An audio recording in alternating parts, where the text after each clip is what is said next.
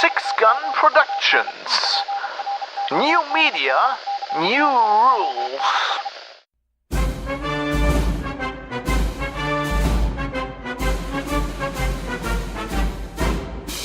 This is Geek News Radio, broadcast 76. For Sunday, December 16th, 2018. Dan shot first.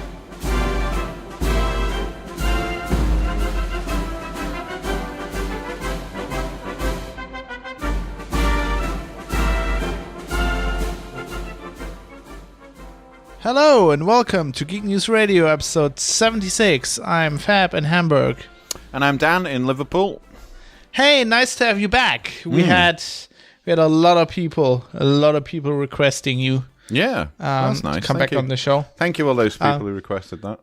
I think that was Send me money, all you people. I'm joking.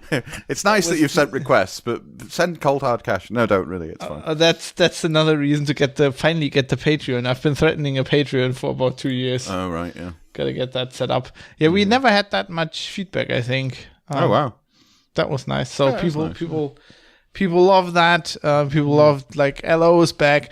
I'm not going to put a LO emergency warning on this show, I think, because while we are going to talk about GPL enforcement in a minute, we're also going to talk a lot about Red Dead Redemption because which is not at all open source or free. No, but it's great that you are able to play it because I found nobody else. Really? No. Yeah. Well, we did. All of Mike. I maybe Char, but she's like kind of busy. So Mike and Dave, I guess, don't have PlayStations. I only have a PS3. Okay. And so you're the guinea pig on the frontier. Literally on the wild frontier. Yeah. You are. So I'm gonna. I played it a little bit. For Heise. But I'm really, really interested in this, so can't wait. Sounds good. I've got some stories to tell from that, and you've got questions to ask, so that's good. Yep. I'm slightly worried Dave's avoiding me, though, because he won't do the show if I'm on it, apparently. No, he's actually not. I'm actually, I think he was asking the same thing. So the thing is, okay, this is something we should address as well. So we were kind of slack ever since we got back from the Sabaton thing. There's just been lots going on. And so we didn't do our 2 episodes a month quota. Now I'm buffering a lot of shows at the end of the year to make it up to that. So I'm actually, as we're recording this is 76. 75 is not out yet. It's recorded, but not out. Oh, wow. And I'm recording 77 tomorrow with Dave. Oh, wow. So I basically, I spaced you guys out. So I just have more, I have now, I just have more content, more shows. I have a few days off now, because I had to, I'm going freelance soon, and I had to take all my overtime. So I'm off the next 2 days. I'm just recording shows and putting shows out and stuff. But in the new year, we'll do a 3-way. A 3-way, as I put it. Yeah. I was promised a 3-way. That's why I came back. Well, we'd have to do a free. We're like not a double ender. We'd have to do triple ender. I want to do that. I've never done that before. Each record. You want to do a 3-way with a triple ender? Wow, okay. Each record there, and then we'll splice it together. I don't know. Yeah, that sounds like a whole lot of hassle, but yeah, let's try it. I mean, the whole splicing it together, but you can do it. I'll do it. It's okay. I'll take the effort. Yeah. So, what are we drinking? What are you drinking, Dan? What are you drinking? I'm drinking a can of Heineken at the moment. Other beers are available. It's quite nice though. I kind of like Heineken. It's okay. People guess I don't like it, but I've spent a lot of like winter holidays in the Netherlands, and that was always around. I do like Grolsch as well, but Heineken you just can get everywhere. Yeah, I don't have strong opinions on Heineken or not. The reason I've got this, which I can reveal, is that basically I was at the Livelug party. We had the Liverpool Linux user group party last week, and one of the guys brought like cans of Heineken, and I took whatever was left home with me. Oh, great! So I stole it. It wasn't like I didn't decide to have Heineken. He bought it, and I stole it. So well, it's the best beer to have. Free beer. Free beer. Free as in beer, literally. Beer, So I'm having Earl Grey, British Earl Grey, because it's in a tea bag without a string. If that reference doesn't make sense to you, you have to listen to Hollywood Outlaws, because it's become a whole thing about the tea bags. I even put that in the intro of the last show. It has become a thing, yeah. Yeah. So I had a long weekend. I had on the weekend we had there were 10 girls. This is the most nerdy thing ever, right? So all Katie's friends. Oh yeah, go on.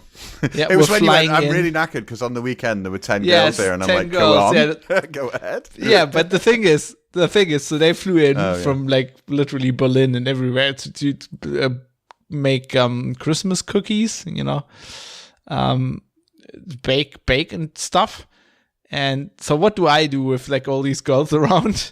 I just locked myself in my room and edited podcasts. Well, never mind. But a lot of alcohol went my way as well, so I need to take it slow now. Did you get the cookies? Did you get any of the cookies? I got cookies. Well, there you go then. That's pretty good. That's pretty good. You can't complain at that. So here's something for you as well. So they were watching, because girls and having... Do you know Magic Mike? Magic Mike? Yeah. I haven't seen it, but I know it, yeah. So I knew that McConaughey was in that. He is, yeah. And so's Channing Tatum, I think. Yeah. Yeah. Do you know who else is in there? Diesel. Oh, is he? From Kevin Nash? Yeah, Kevin Nash. And is he? So I didn't recognize him because he had so you know how he had long hair back in the day? Yeah. As Diesel? He did. I remember that. But I remember him with short hair. He had short hair, I remember that. And now he has long hair again, apparently, at least in the movie. He's in both of them. In both movies. Oh. So that's interesting. He's a big dude. Maybe they couldn't fit him into one film. They're like, we're gonna need to extend you into the next film, mate. The second film is called Magic Mike XXL, so that's it kind of fits. He dwarfs everybody else in the scene. It's like when you put a wrestler in with he's like 7 foot tall or something, I think. Yeah, it's like The Rock these days. He's so wide. They need ultra widescreen equipment, I think. The Rock's really wide, but he's not that tall at all. He's 3 inches shorter than me. He's 2 inches shorter than me. But The Rock. you are tall. I know, but he's not freakishly tall. I'm not freakishly tall. But people think he's really big. I mean, he is. Don't get me wrong. I'm not going to compare. Wide. I was going to say I'm not going to compare muscles or anything with him, because that's not going to go well for me. But he's not that tall actually. And the other thing they do in wrestling all the time is they lie about their height. Yeah. They build them as at least a few inches taller than they actually are. I do think The Rock has grown at least 10 centimeters as well, though. You get shorter as you get older, normally. I think he just has muscles, probably on the soles of his feet, muscles and his head. Muscles, yeah, probably. Yeah, and so I think he's got muscles on top of his head. I'm pretty sure. I'm following him on Instagram. It's great. You have to. All he does is post sushi. Yes, that's the best sushi thing with train. this cheat meal. And it's like I would eat that much sushi in a week. I saw one yesterday because I follow him on there as well. But he posted not only a massive thing of sushi, but 2 huge sandwiches, foot-long sandwiches as well. And I was like, Jesus, that's a lot of food. Well, his cat has to keep that muscle mass up, I guess. Yeah, I was thinking about all the bread though. He put these 2 massive things of bread on there, and I was like, "That's not good for you. It's all carbs, man. You need to." Man, he's got so many personal trainers. I guess clearly they he needs would my know, help because he looks. I look so much better than he does. He clearly needs my advice on this. Nutrition expert, then Lynch. Yeah. You need a Heineken and a cigarette, and you'll be fine. You look like you really need a cigarette, mate. Mm-hmm. Yeah, cool. So one thing I need to mention before we get into this, I completely forgot this also because we were recording so many shows. So GNR this month in December is now 3 years old. Yeah. Which is a hell of a long time. Yeah, it's not bad. It's okay, but we did 7 years on the next Outlaws. So. Yeah. But I mean, not for the run. I was thinking this is 3 years, and then before that I had a year of break, so it's been ages since LO. Yeah, it has. Yeah, 4 years this year. Just coming up to 4 years, it finished. Yeah. Yeah. No, sorry, just past 4 years that it finished, because it finished at the end of 2014. I feel old. Yeah, well, Gosh. I'm only 3 years older than you, and I feel old as well. But there you go. It's one of those things. And then when I say that to people, though, they get upset with me because I'm still in my 30s, and they're like, "You're not old," and I'm like, "I fucking feel old though." Especially in the morning. But it's only perspective, right? Yeah, like, that's true. That's true. You're only as compared old to as you feel. Dave, we're like ancient. Yeah. He's like merely a sperm almost compared to us. Compared to yeah, exactly. This is why he won't 10 come on the years show make with me, all the because difference. I'll call him a sperm. You love that. So let's get into the first topic. So I was this was weeks ago now. I was at the Hamburg, the Oberlandesgericht. So this was I was just about to say that.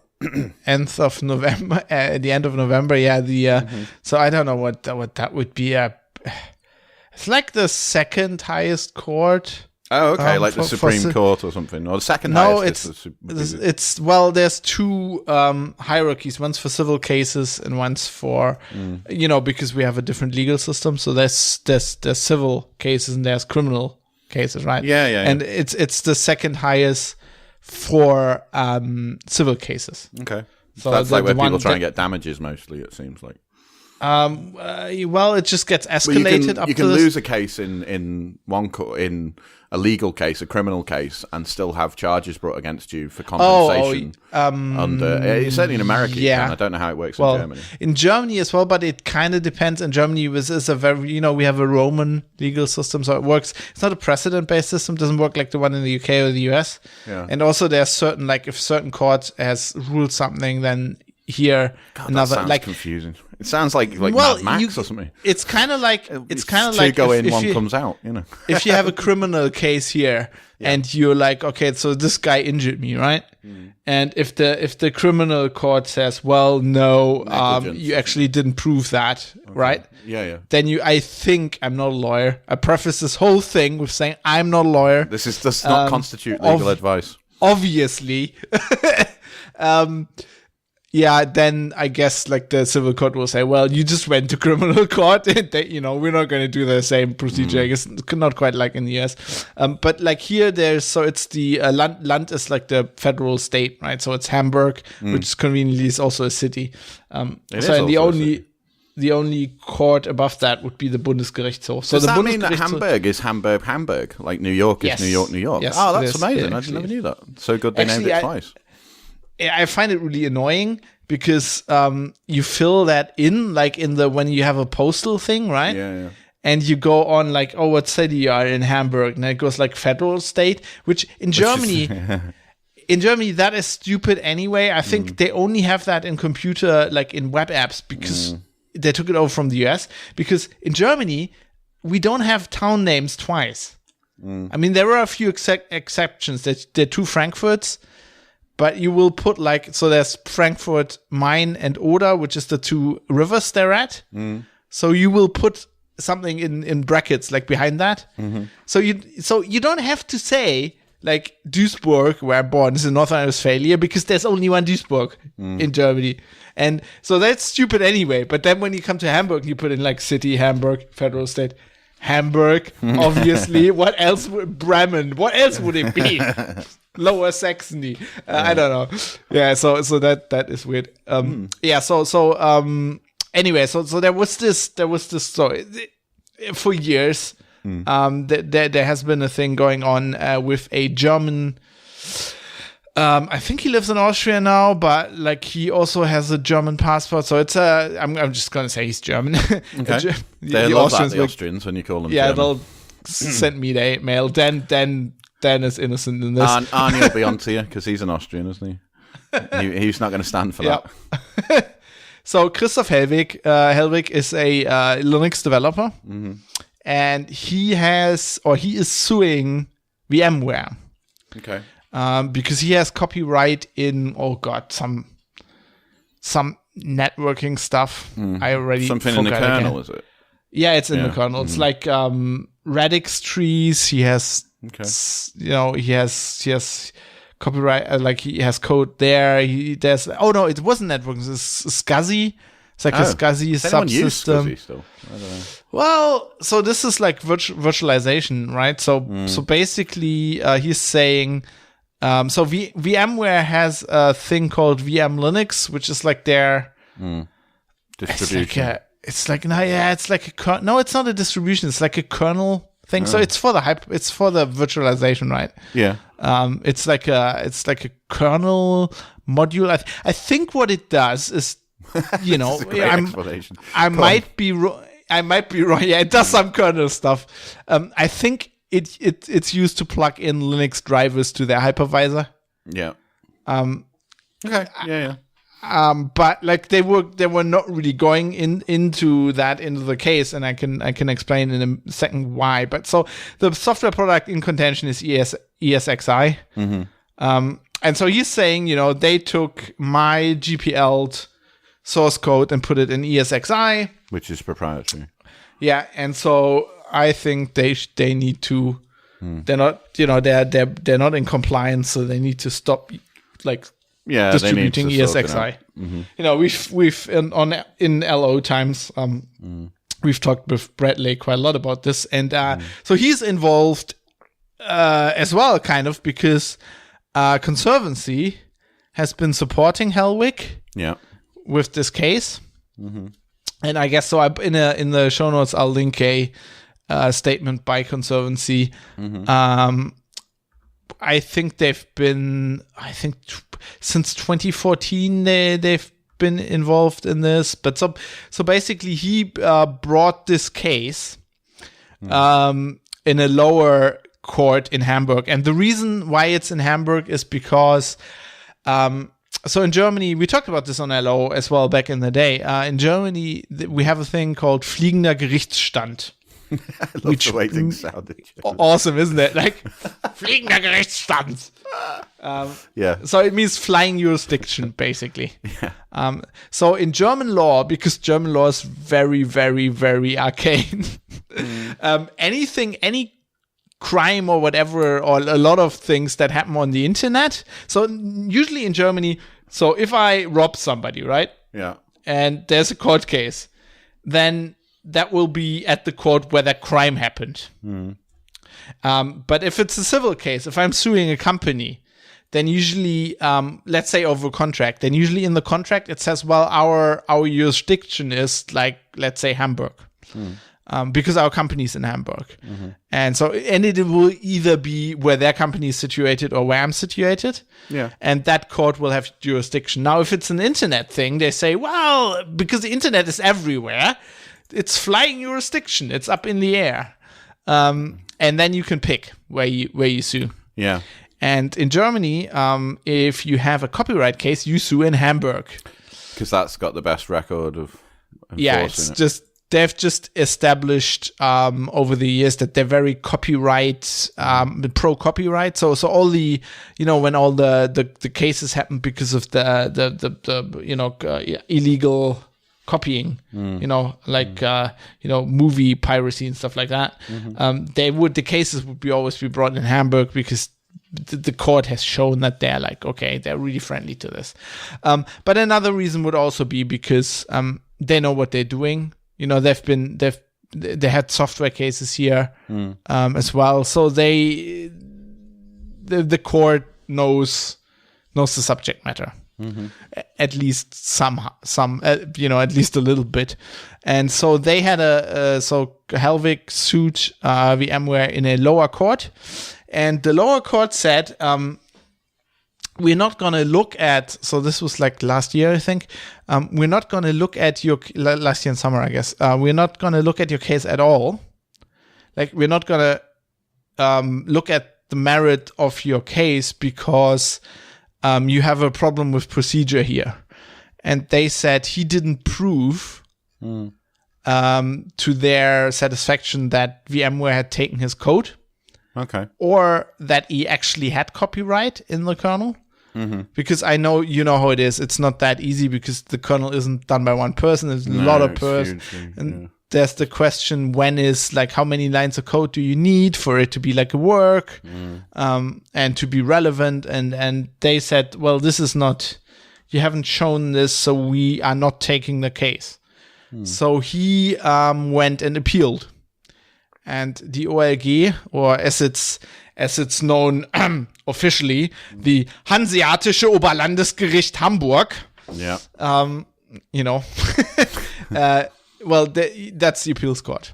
And so at the hearing I was at, what they did was basically they were looking. So what they need to decide now is was the lower, like the Landesgericht, Landesgericht Hamburg, were they wrong in saying you didn't fulfill your obligation to have like burden of proof. You didn't reach the burden of proof. And they're going to decide that, they said, in February. So they said 28th of February. I'm gonna follow this story there. And if they say, well, the lower court was wrong, then it bounces back to that court, and they're actually going to have that suit. Now, if they say they were right, I think Hellwig can still appeal to that one higher court. Although I'm not.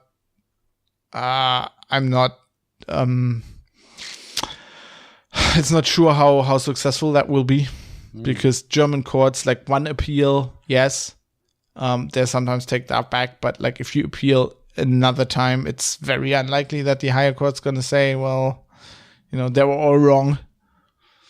And we're gonna take the case. So it could still could still go back to the other court again, and then all happen again. Then it would actually be then they would actually go into discovery, I guess, and see if they took a score. This was quite interesting. So they had so Hellwig was there with this lawyer. Some German Linux guys, me, another guy from the press, like a Linux press, dude, and then Harald Welte was there. So I met Harald Welte for the first time. Oh. The guy who used to had those like successful cases about GPL violations. It runs gplviolations.org. So I guess he came in from Berlin, and afterwards actually we talked a little bit over a beer. That was interesting. But like it was really contrastful. So it's like these open source hippies on one side, and then like VMware with two lawyers. Yeah, and I guess lawyers. They flew in. Well, they were German lawyers because German jurisdiction, but they flew in their US legal team, and they had a translator, and they had like headphones, and she was like translating for them. Obviously hard to translate with like the kernel and the modules, and this was quite interesting because you could kind of tell the court wasn't really like, so they weren't really this. I don't think they really, I wouldn't say they didn't get the subject matter, but like it was like hard going, and I'm not sure how successful this is going to be, because I think they're not really looking at the case, like at the actual merit of it. I think that the other court might have just not understood how code contribution in Linux works, because they were going over and over. It's like, your client, don't you want to specify what lines of code? And then his lawyer's like, well, we submitted that all. There's like papers, and there's like, we even made like an HTML document where you can like basically, so because as you will know, when you take code into another project, it's not like copy and paste, right? No. So they've renamed functions. Apparently, they've moved stuff around. You will move code blocks around, but it's still the same code. And they made like an elaborate.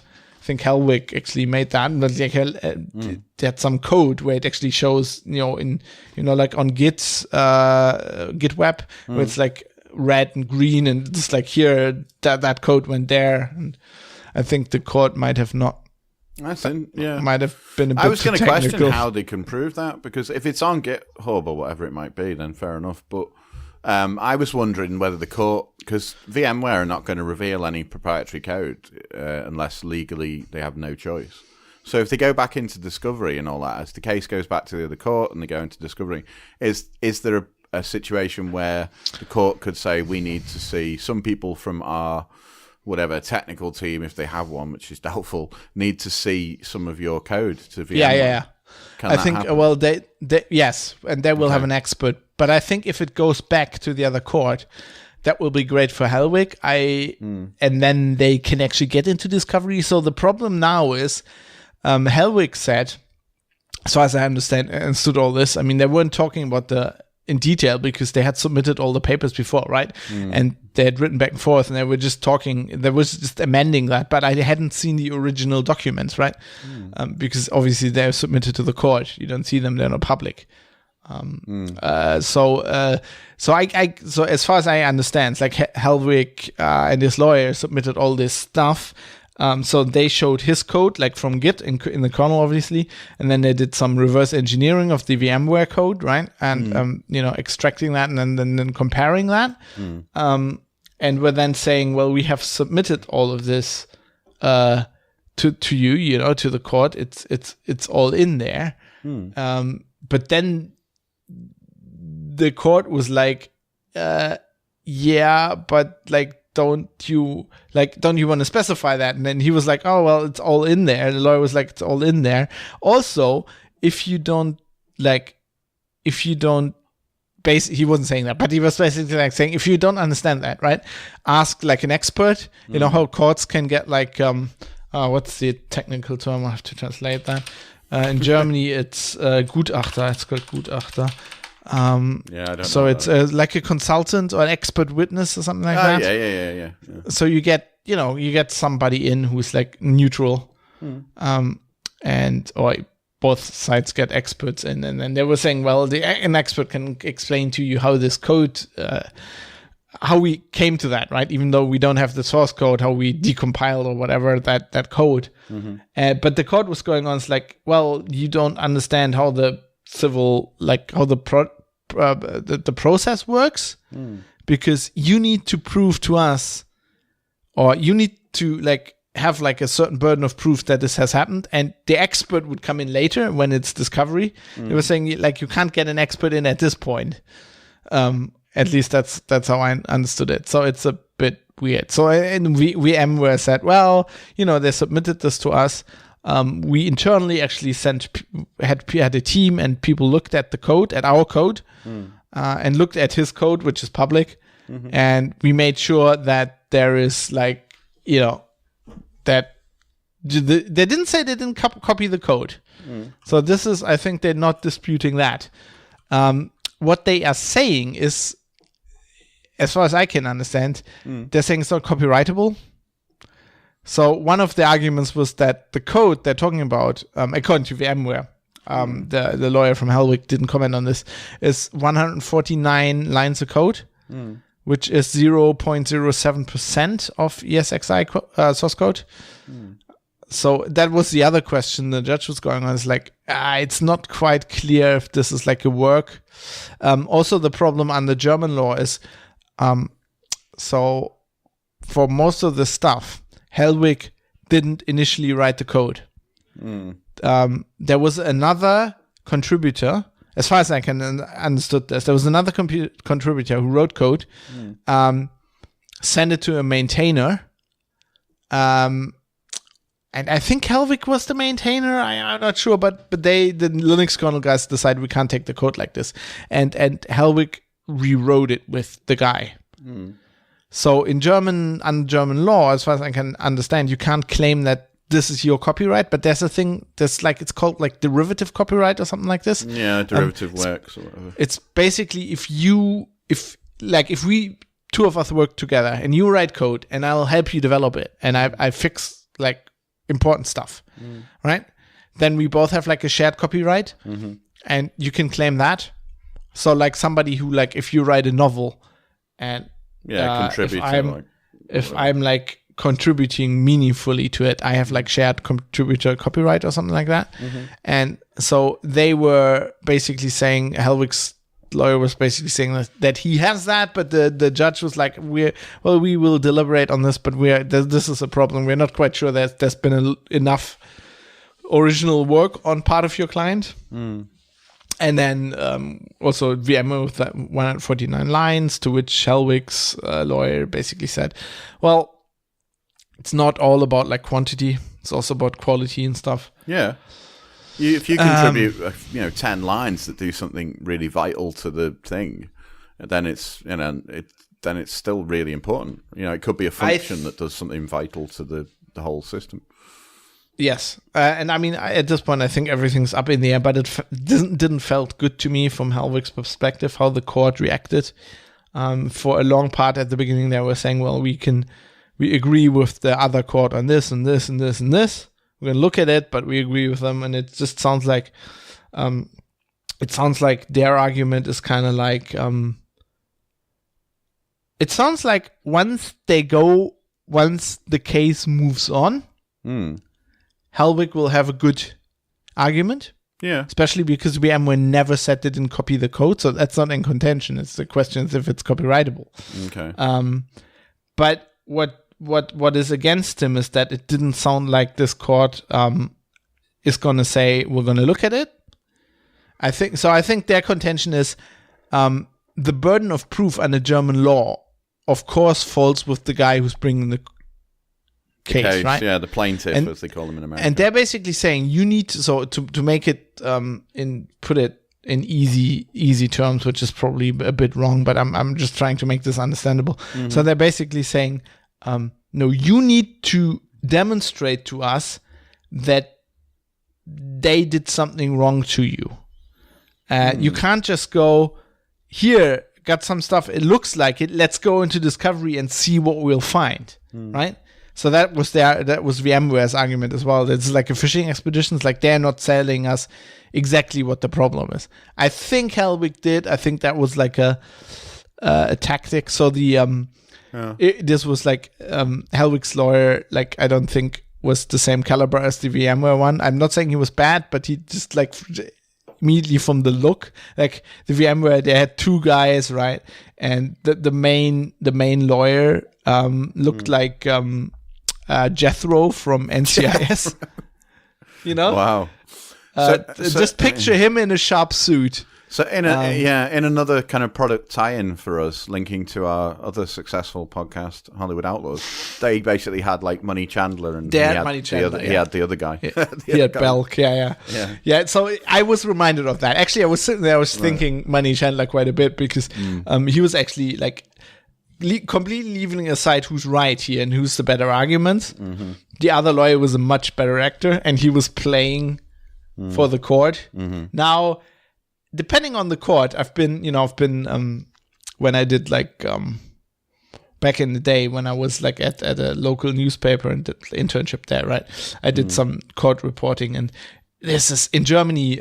It's different than in the US. We don't have a jury system, so here you have 3 judges. And there's one presiding judge, and they're gonna deliberate, but like they take his lead most of the time, and it depends very much on what the judge thinks.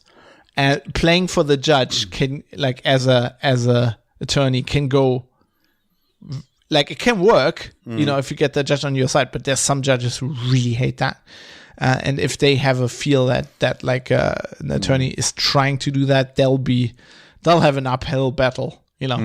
He's gonna go benefit of the doubt for the other guy because they don't like he just hates that attorney. He just but I couldn't like read the judge. I had no idea which way it's gonna go. But it felt to me that this is gonna get slapped down. But we'll see in February. But if you have a Roman legal system, shouldn't it end with the judge holding the thumb out and going like thumb up or thumb down? Yeah. No, it should actually. Then, like, if he does thumb down, like some guys just drag the plaintiff or whoever it is, whoever the guilty person away goes. They go no to the lion pit. Yeah. No, actually, it should end no matter what kind of court case. In combat, it should end with somebody getting stabbed. That's how it should end. Somebody should have like a dagger in the back. And then it's true. Anyway, so one question I had about this then, looking at it, was what are the consequences for VMware. What's he trying to get out of this then, Hellwig? He's trying to get VMware to release. So he's trying to get them to comply with the GPL, which will involve putting the code for ESXi or whatever out under. No, I think what he wants to do is them to just not have GPL Linux code in there. He wants them to remove the thing. From what they were saying in the hearing, it sounds like VMware has decided over this. I mean, this has been going on for years, right? Over this time of just this rewritten case it by now. They could have paid someone to rewrite it. Well, the thing is, he said in the hearing that he'd heard, obviously rumor, that they're already like written that stuff out. Yeah, probably. But there's still one version, two of the versions. So there are three versions. I think are part of this case, but they're obviously old now. Yeah, I think two of them are not supported anymore, and one of them is going out of support at some point. Okay. But the judge was saying, like, don't you want to settle? Like, he was for quite a while, he was really trying to get them to settle. And Hellwig's lawyer, even Hellwig spoke himself and said basically, I mean, I'm willing, like, the judge was like, I can see that this is a matter of privilege. Yeah. Right? Not privilege. Principle. It's a matter of principle, and and then Hellwig said, and then the judge says, but you like presume to talk for the whole Linux kernel community with this? And then Hellwig said, no, not the whole community. And you're obviously like smiling because all of us know you can't speak for the whole Linux kernel community. I mean, they can't agree on anything. No. Let alone copyright or like a code of conduct or anything. So, but he was like, well, a significant portion. It was like kind of smiling, and there was like the one Linux guy on the bench. You could hear him kind of going, yeah. Like, we wasn't saying anything because it's a courtroom, but you could feel the vibes. It's just the idea of like, Your Honor, he's using the wrong text editor. You don't seem to understand. The kind of level of things that people argue about. That would be so amazing if the judge went. It seems to me that you're trying to speak for the whole Linux kernel community here, and then like him going, yeah, I kind of do, and then the judge going, but I do see here in my court papers that you are using Emacs. How can you possibly speak for the whole kernel community and use Emacs? This screenshot looks like it's right out of Emacs. Yeah, probably. Testify now. It's like with the Bible, hand on the Bible. What text editor are you using? It's an open and shut case. Yeah. So, also, where do you put your brackets? Yeah. That's true. What's your policy on code indentation? It sounds like obviously this is a stupid thing to say, but it sounds like a very complicated case, basically now they're going to wait nearly 2 months, nearly 3 months before they decide this. And then I guess I won't even go to the thing because apparently they just put the judge doesn't even turn up. They just go in the courtroom, put like the file down, so you just ring them and see what they decided. Oh. And then if they decide it goes back down, I guess it'll be another year or something. Mm-hmm. Oh, but maybe they'll settle. VMware didn't canonically say that they wouldn't. Okay. So I'll keep an eye on this.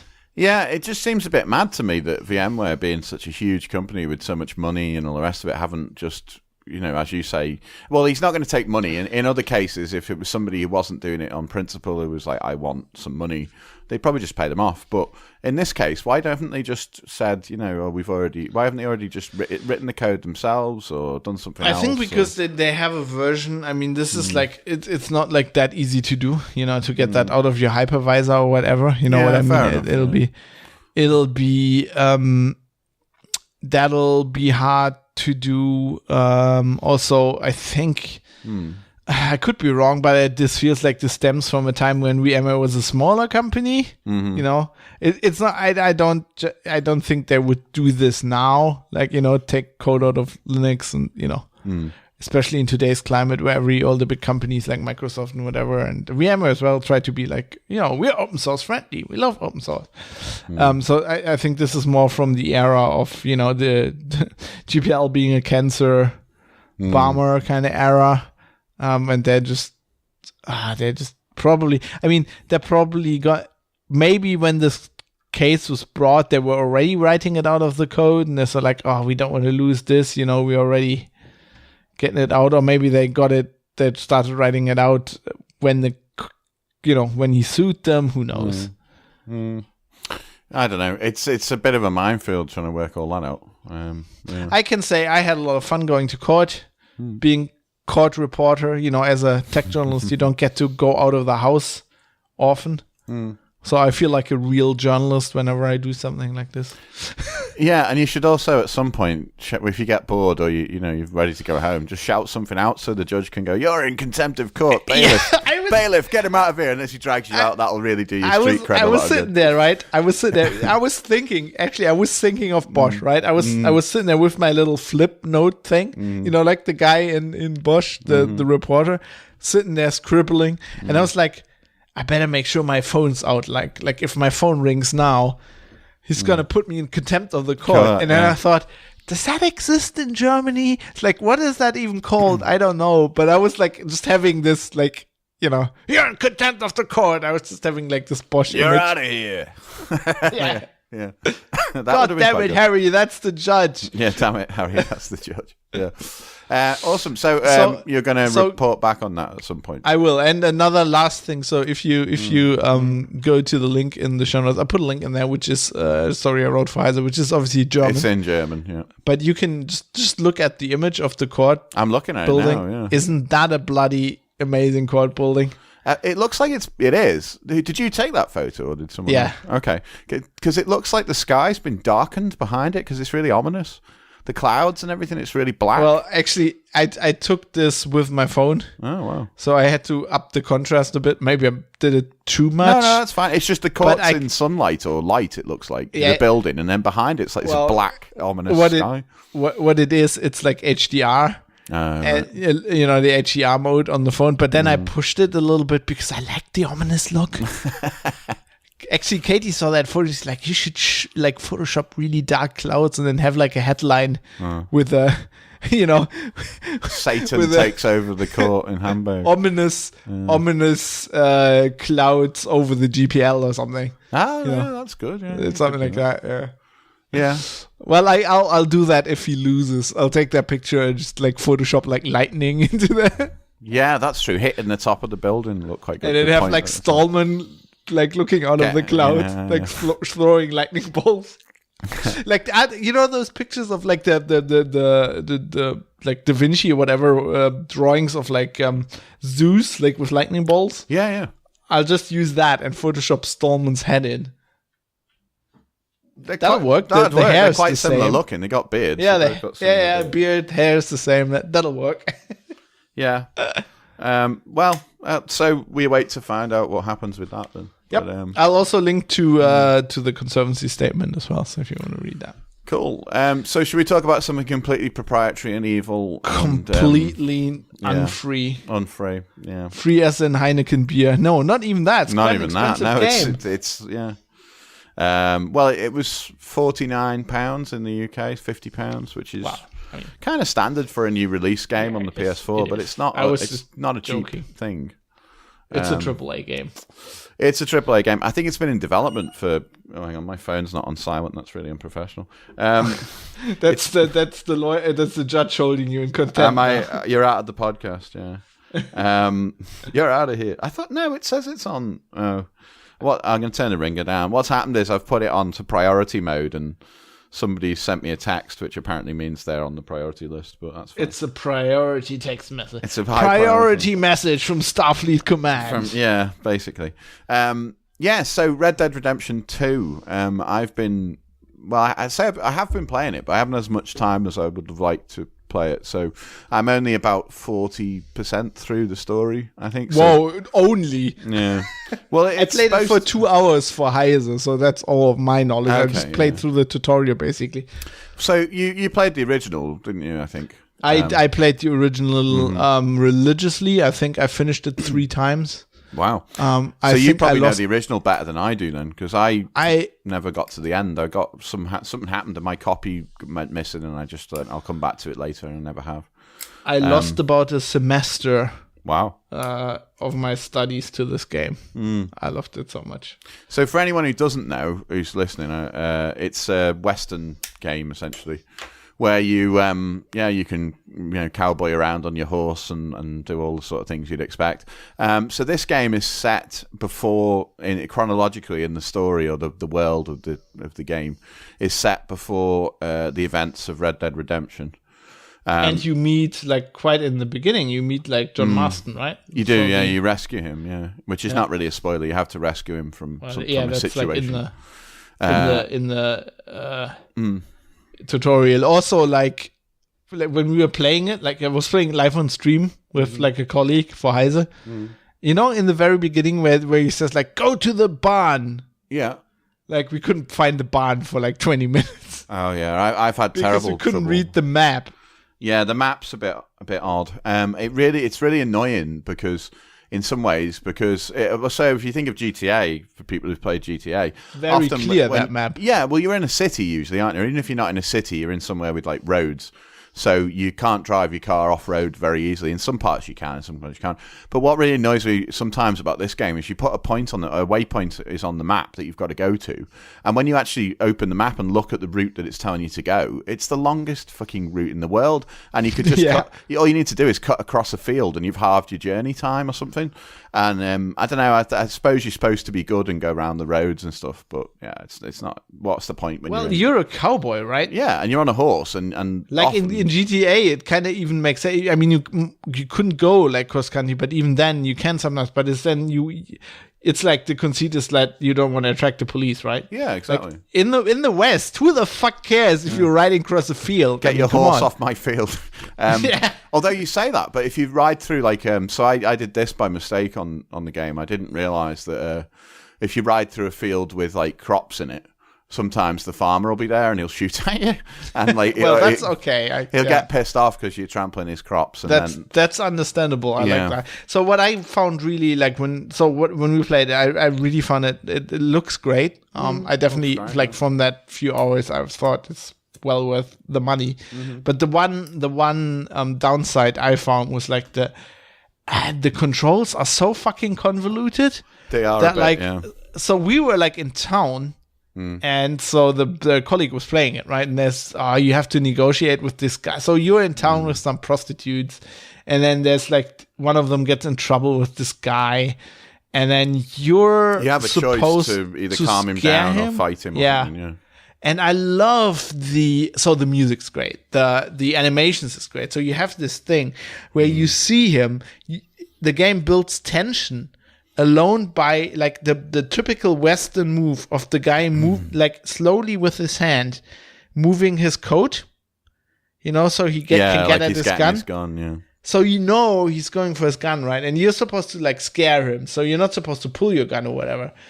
But like the colleague just like shot him by accident, so this is by pushing the wrong button. Yeah, this is the problem I've had with it. So there's one, the controls are odd. So normally, I'm playing on the PlayStation. Normally, apparently it is on the Xbox One as well, which I didn't realize. I didn't think it was out on the Xbox One. But anyway. We were playing it on the Xbox, which was a problem as well. Well, it's probably similar. Oh, no, we were playing it on the PlayStation 4 as well. Sorry. Okay, yeah. Well, normally you have to press, like, say, the left shoulder button, and then that draws your gun. And then you hold you hold the left shoulder button, and it, like, aims it. And then you pull the right trigger and it fires the gun. So there's like 3 steps often. Or if you've already got the gun out, you just aim and fire. But if you've not got the gun out and it's just on your hip, your sidearm or whatever, and you just press the right trigger button by mistake, it does what is a hip shot basically. So it just immediately shoots the person in the head that you're out of the holster basically. Yeah. And I've done that with loads of people. I've lost because the game you have to restart. You don't restart the whole game. But there's loads of missions where I've been on the mission and I'll be like, go and talk to this person, and I accidentally even just like put the controller down or do something silly and it hits the right trigger button. You shoot them in the head and then it goes game over. You've killed the person that you were supposed to talk to. And then you're like, Dan shot first. Yeah, basically. So even when I don't want to, so I go over to talk to them and shoot them, and I'm like, oh damn, I was trying to talk to that guy. Oh, this works. Like I didn't even realize hand shot for Dan. That's wow. That's quite good. Yeah. That's the show title there. Yeah, that is a good show title. So I've had that problem a few times. But the basic kind of gist of the game is that you play a character called thinking Arthur Morgan. And yeah, we were playing that, and I just my brain was just going, Arthur, Arthur, Peaky Blinders. Yeah, it's a bit like well, that would be it. Yeah, that's true. I was saying like on stream, this is why he can't find the barn because Arthur's a bit mad. Dim sometimes, yeah. And he's got a bad cocaine addiction, I think, as well. You play a character called Arthur Morgan. The main character from the other game, the first game, John Marsden, you do meet him, and you rescue him at one point. And I haven't got that far through the story yet to know what's going to happen there. But he's around. He's part of the gang as well. And then... so I mean, I won't talk too much about the story because people might want to play it. But basically, you're part of this gang, outlaw gang. They've done a heist that's before the game starts. The story is they tried to pull a heist or a job or whatever on a steamboat or something, which went wrong. And then loads of them died. A lot of the gang died. The rest escaped. Classical Western story. Yeah, so they escaped from a town called Blackwater, which you have to go back to later, but it's difficult because you're massively wanted in Blackwater. So if anyone sees you you're in trouble, and the law's after you straight away, and you can get arrested really easily. But some of the money stashed is still in this town, and obviously they want to get it somehow. But meanwhile, mostly what you end up doing is living in the woods or living somewhere in a camp, a little outlaw camp that you set up, and you move camp a few times during the game, and then you follow the story, and you can do living the dream. Yeah, and you can do all the side missions, obviously, and there's all kinds of other things. The usual GTA style mechanic of like a name pops up on the map and you have to go and see them, and then you can go and do all that sort of stuff. It's really good. I like the game a lot. The gameplay is good, apart from the controls are a bit annoying at times. Yeah, there's some of them as well. You have to so the direction pad, if you press say left, it does one thing, but if you press and hold left, it does a different thing. So it's how long do you hold it for, and how you press it and you hold it. So sometimes I'll be trying to do something, just pull up some kind of what's in your bag or something, and then I'll realize that I've held down the button for too long and it's taken me to something else, so I have to get out of that and then very quickly press the button to get into what I wanted. But it's just because I think they've got so much stuff that you can do in it that got to map it to buttons somehow, I suppose. But it's really good. I like it. I'd say I'm only about 40% through the actual story of it, but I've been quite busy lately and I haven't been able to get as much time on it as I want. But so there's supposed to be 40 hours, I think, of main story gameplay. I've probably done... then there's lots of other... Yeah, I've probably done under 20, I would say. I must have done under 20 hours. There's lots of side missions as well, right? And you can free roam as well. You can do stuff like that. But what they did last week, or it may have been the week before, it's very recently anyway. Before you get to that... Yeah, go on. I have one very important question. Yeah, go on. So how good are the horse balls as good as they say? Do you know what? This is bad, but I haven't even noticed. I think I've got a female horse, so that's not really been easy to tell.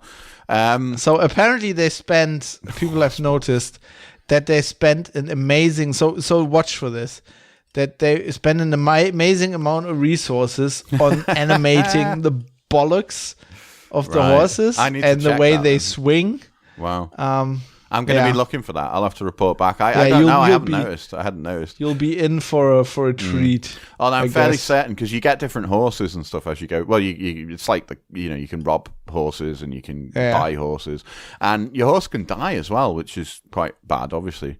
Because one of the problems I had early on in the game is I was trying to ride up a hill, and this was near the start, and it didn't seem very obvious from the looking at the hill how steep it was. So I was just riding up it, and I thought, well, if the horse can't do it, I'll just stop and go around. So I keep riding up, and all of a sudden the horse rears up and falls over, and then it says your horse is really badly injured, and the horse is just lying on the ground squealing. And you're supposed to have, I didn't have any, you can have this horse reviver thing where you just inject it with something. Oh, God. Otherwise, you just need to shoot the horse. Yeah. So then it's like, what are you going to do? And I'm in the middle of nowhere with no horse now because my horse is on the floor. So I had to shoot it out of like mercy. I had to shoot the horse. Oh, that's realistic. Yeah, and then I'm like miles, and it took me like 2 hours to walk back to town. You have to walk. yeah, basically. Or you have to find another way back. And that was pretty bad because all I was trying to do was ride from one bit of the map to the other, and then it took me hours to get around that, which is probably why I haven't got that far. But so I have now found a story. Let me see. I'm just going to put them into the show notes so that you can have a look about horse balls in Red Dead Redemption. I do like the idea that they spent so much time and money animating horse balls. I like the idea that there's journalists, in air quotes, writing stories about this. Let's go to our horse bollock correspondent. So if you reload the running order now, you can have a horse balls. I'll put this in the show notes. Horse balls. Okay, it's not obvious from that picture though. Well, I've seen like YouTube videos where they like zoom in. Oh, well, fair enough. So if you get, I haven't done that. I've got to confess, I haven't done that. But then again, as I said to you, I've had the same horse for a little while now. I've been training it and stuff. And my horse is a mare, so it doesn't have balls. You need a stallion. You need to get yourself a stallion, man. Okay. I don't know what the balls add in terms of value, in terms of gameplay. I don't know. Well, I mean, there's probably like 2 animators who did nothing else. They're like at Rockstar North or whatever, you know. What have you done for the last 4 years? Well, have you seen the balls in RDR2? Oh yeah, I have seen those. The way they swing is incredible. Well, there you go. That's me and Dave. Took us about a year and a half till we had that right. Lots of research. We had to go and watch horses. Oh, I can tell you stories about the motion capturing sessions. Oh, that would be scary. I do like the idea that they spent a lot of money on time on this, and then Dan Houser, whoever it is, who's like the head of Rockstar. They bring him in the new footage, and he's like, "You call these horse balls? This is horse shit. Go and get better horse balls. This is bollocks. This is bollocks, and not in a good way." So yeah. Anyway, so yeah, it's really good. The main game, as I say, I haven't really got anywhere near the end, but it's very good. It's the one complaint I do have about it, which is going to sound really silly because for the game to be realistic, they could never do this. But when you have to take some of the rides that you have to do take a long time. Like, to get from one bit of the map and then something pops up and you've got to go and see a person who's like fucking miles away. And you can spend a long time, like half an hour or an hour, just riding to somewhere at some points, which is too long. And then people say, oh, you just go to the fast travel thing. Well, you have to have money for that. If you don't have any money, you can't go to you can go to a train station and click on like fast travel, and depending on the taxis basically were in other games. And then but I heard there's also schedules and it's not that easy. No, it's not. So it's all very realistic. But my issue is, anyway, with the riding from one place to another, is in GTA, because you were in a car or whatever, you were on a motorbike, whatever the hell it might be, you would listen to, say, Laszlo or some of the music stations. Yeah. Or there was cool stuff to do. In this, you've got fuck all to do because you're just riding along with your horse and there's obviously no music. And it's really boring at times. And then I wondered if they could put a hack in it where you could get like a Walkman somehow from the future.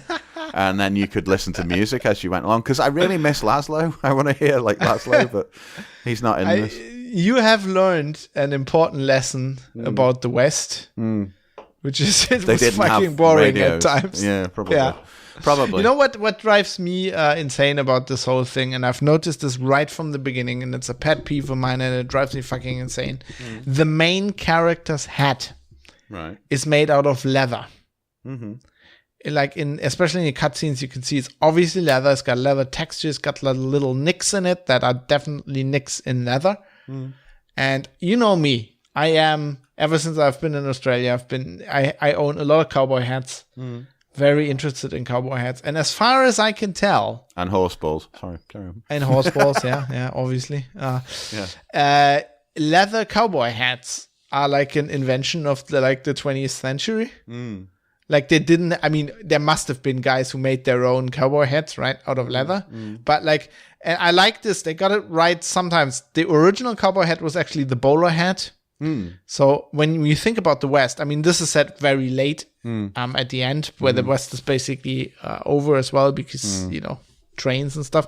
But at the beginning, like pretty much everybody had like at first they had top hats, and then apparently the bowler hat was invented because the like twigs kept knocking the top hats off and people were riding along. We need a shorter hat because they're square, and so the bowler. Dave's turned up with a stovepipe like an idiot. He's turned up with a stovepipe hat that just keeps getting knocked off. They did have that, yeah. And then Stetson, obviously, like the boss of the plains, is the first one, but they're felt. Like originally, they were beaver felt. Later, like the rabbit felt. I mean, the Kubras. Traditionally, so the ones I have, they're beaver felt, they're rabbit felt, because rabbits are an expendable resource in Australia. Yeah. Varmints, little varmints. No, I didn't say varmint, exactly. But like a leather cowboy hat is really not a thing in that era, as far as I know. So that just, me. Anyway. But let's talk about... Before I rudely interrupted you with horse balls, you were going to talk about the online component. Yeah, I was. Yeah, so I, as I say, I didn't get that far through the yet. I haven't got that far through the story, but just in the last week or so, I think when I turned it on, it then came to Red Dead Online beta. It says when you first load it up, it says, "Do you want to play the main game or do you want to play Red Dead Online?" Beta, so I was like, oh, well, I'll try the online bit, because, as always with these things, you spend an hour making your character first, and changing their hair. Or and stuff. 3, if you're me. Yeah, so I did that, and that's really nicely done. I mean, it's a bit like the way they did it in GTA, the last GTA, in that you're in like a sheriff's office instead of a police station, and there's 2 characters there. One's like generic woman and one's generic man, and it says like you choose one of those, and then they step forward and the guy goes, you need to go through there and see the other guy, and then they walk through. So you do all that. I called my character, what did I call him now? Big Bad Dan, I called him. I was going to call him Dangerous Dan McGrew for Red Dwarf, but I didn't. Or Brett Riverboat or something like that. But anyway, I called him Big Bad Dan. I made this character anyway. That didn't actually take as long as I thought. And then I got into the game, obviously, so I'm brand new. I'm learning what to do. And, you start trying to level up and stuff, and you start learning things. And it kind of takes you through all the basics, because I think they're assuming that people will go, well, I suppose they will, go straight onto this without playing the main game, because it teaches you how to, like, ride a horse again, and you're like, I've fucking done all this. And, like, all the basics, like, you can go and pick up your mail. I think they need to cover that in case, You should be able to say, I don't need this, I've done the other game. Or I've played the game before or something. Anyway, they might figure that out. But I am not an idiot button. Yeah, basically. I may keep shooting people by accident, but I'm not stupid. It's in my defense, the controls are confusing. Just the loose trigger finger. Yeah, exactly. It's not my fault. Loose finger Dan. Well, that would be interesting. Yeah, maybe I could go for that. So anyway, I tried that, and I got started on it. It's pretty good, but it's really slow at first because you've got to earn money. And you can't get any decent jobs because the whole game is really slow, right? It's I mean, it's the same thing with the riding along and stuff. They really slow it down on purpose, I feel. They do, yeah. And you have to do things at times, like so I was trying to get money, and I couldn't really do any heists or anything because I wasn't at a level where I could do any of that shit. And just trying to rob people on the road is often not worth it. So I'm like, how do I make money? So the only way I can make money is to I can't afford so this is stupid. You can't, so you go to, you think I'll go and buy a better gun or something. You can't afford anything. They're way, way expensive. Everything. And I heard that you need to grind a lot to get stuff, or just pay for it, like in real money. Yeah, and even, well, that's true. I never thought of paying for it. But even like I think that's what they want you, they're trying to get you to do, makes sense. Even a bow, so a bow and arrow, which, because my way of making money, one of them was like, oh, I can, kill animals and then sell the meat, sell the hides, whatever. But I've only got a revolver, the revolver that you start with, and a really crappy repeater rifle, which you kind of get near the start as well.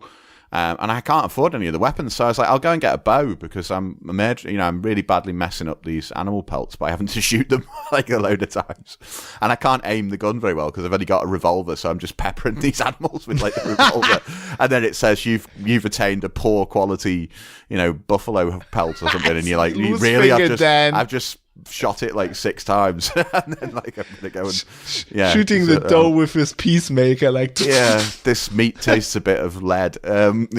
So I thought I'd go and get a bow, and I can't afford a bow. It's like so I think the bow was something like $70 or $80 in game money. And to put it in perspective, if you get like one hide, you can sell it for maybe less than $1. So it takes a long fucking time. So what I wanted was a bow and arrow, because then you're not damaging the animal as much and all the rest of it. But anyway, so I did some of that. I got some more money eventually. But the big problem I had was I was like level 4, I think, so really low level, and you have to ride quite often from one long distance to another. So I decided to try what was it now? It was like a race. So I found a race thing on the map. I was like, maybe I can earn some money that way. But then again, you've got the problem that your horse, if it's not very good, is not fast enough, and it gets tired too quickly. And once your horse gets tired, you can't really do anything about it. So you can lose a race just really easily because you're knackered. Yeah. And once again, there's a lot of injecting of horses going on here. Maybe that's why it explains the horse balls. I don't know, but it's the houses. They're like the horse balls. So you often have to. So again, you need money for this. But if you've got like the horse reviver thing, you can get another one which is like a stamina booster, like speed basically for your horse. And you can get other things that you inject it with. And people are like... Sounds like the WWF in the 80s. Yeah, pretty much, yeah. So people are juicing up their horses, and then you've got no chance of beating them. So that's interesting. But so the problem was I did the race, or I tried to do the race, and then apparently I was too low level to do the race, although it let me in. And then all I could do was spectate. And I was like, well, fuck this. I'm not watching a race for 20 minutes. So I can't even... And you shot somebody. Yeah. No, I couldn't do anything. So at that point, I was like, I'll just exit the race. So I exit the race, and where it like respawns me in the map is right on the other side of the world in another city. In a city, Saint Denis, I think it is. And I was miles away from where I needed to be, where my camp was. And there was no way to get back because I don't have any money, so I can't do the fast travel thing. So I had to ride for hours across the map to get back to where my thing was. Now, what I could have done, I thought about it, was just close the game and reopen it and see if it would spawn me near my base or near my camp, which it probably would have done, but it's a bit of a design flaw, that. So this is not the real story, though. The issue is, so I'm doing this, I'm trying to get back to going across a bridge, all this shit, going miles to get back to where... back to where I need to be. And as I'm riding along, I suddenly... You're like, where's Laszlo? I need Laszlo. Yeah, so I suddenly realised that... I'm like, my horse runs away. I get pulled off the horse, and the horse just legs it. It's gone. And I'm like, what's happened here? And I realised that there's a lasso around me. And then I noticed that, like, it says you're now in a lasso, and you have to bash, like, one of the buttons, like, bash square to get out of it. So I'm like, well, probably being in a lasso is not good, so I'm going to bash square to get out of this. And then there was 4 people there who were in like a posse, apparently, who were all on like level 40 already or more. And they had a posse leader. And every time I broke out of the thing, they just lasso me again. And there's 4 of them. So I got out of all the lassos, and I'm like, fuck this. So I pulled the gun out, and I'm like, you fuckers, I'm going to shoot some of you. So I start shooting at them. I shot one of them in the leg, I think, but then they just killed me. And they shot me in the head. And then they killed my horse as well. So, like, they shot my horse. And I was like, oh, these fuckers are just really annoying. So then I respawned nearby without a horse. And I was like, oh, well, those dicks, leave them, forget it. And then they start following me again. So, like, I'm trying to run away on foot from 4 people on horses who just keep lassoing me. And I don't know what they were doing when they were lassoing me. I'm assuming it's not good, though. It's not like how you get someone to join your gang who like lasso them. Probably just trolling you. Yeah, probably. Yeah. So at one point I'm on a beach. This is all me just trying to get home. At one point I'm on a beach, and they're chasing me along the beach, and they're on horses, and they keep lassoing me, and I keep breaking out. So then I'm like, it's a Saving Private Ryan. Yeah. So I'm thinking, what do I do? Maybe I'll just swim off into the sea, and they'll leave me alone. So I start trying to get in, like swim away, and then I get shot in the head. And I'm like, oh, nice. So they've just shot me in the head because one of them's got like a fucking sniper rifle or something. Just shot me in the head while I'm trying to swim away. They must be having a great time.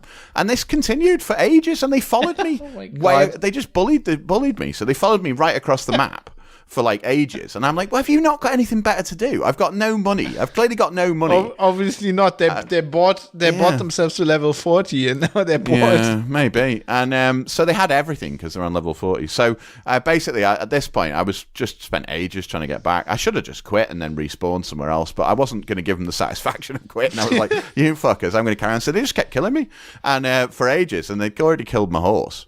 So I've decided that I'm going to have to go like John Wick on them now. So I've took all their names down.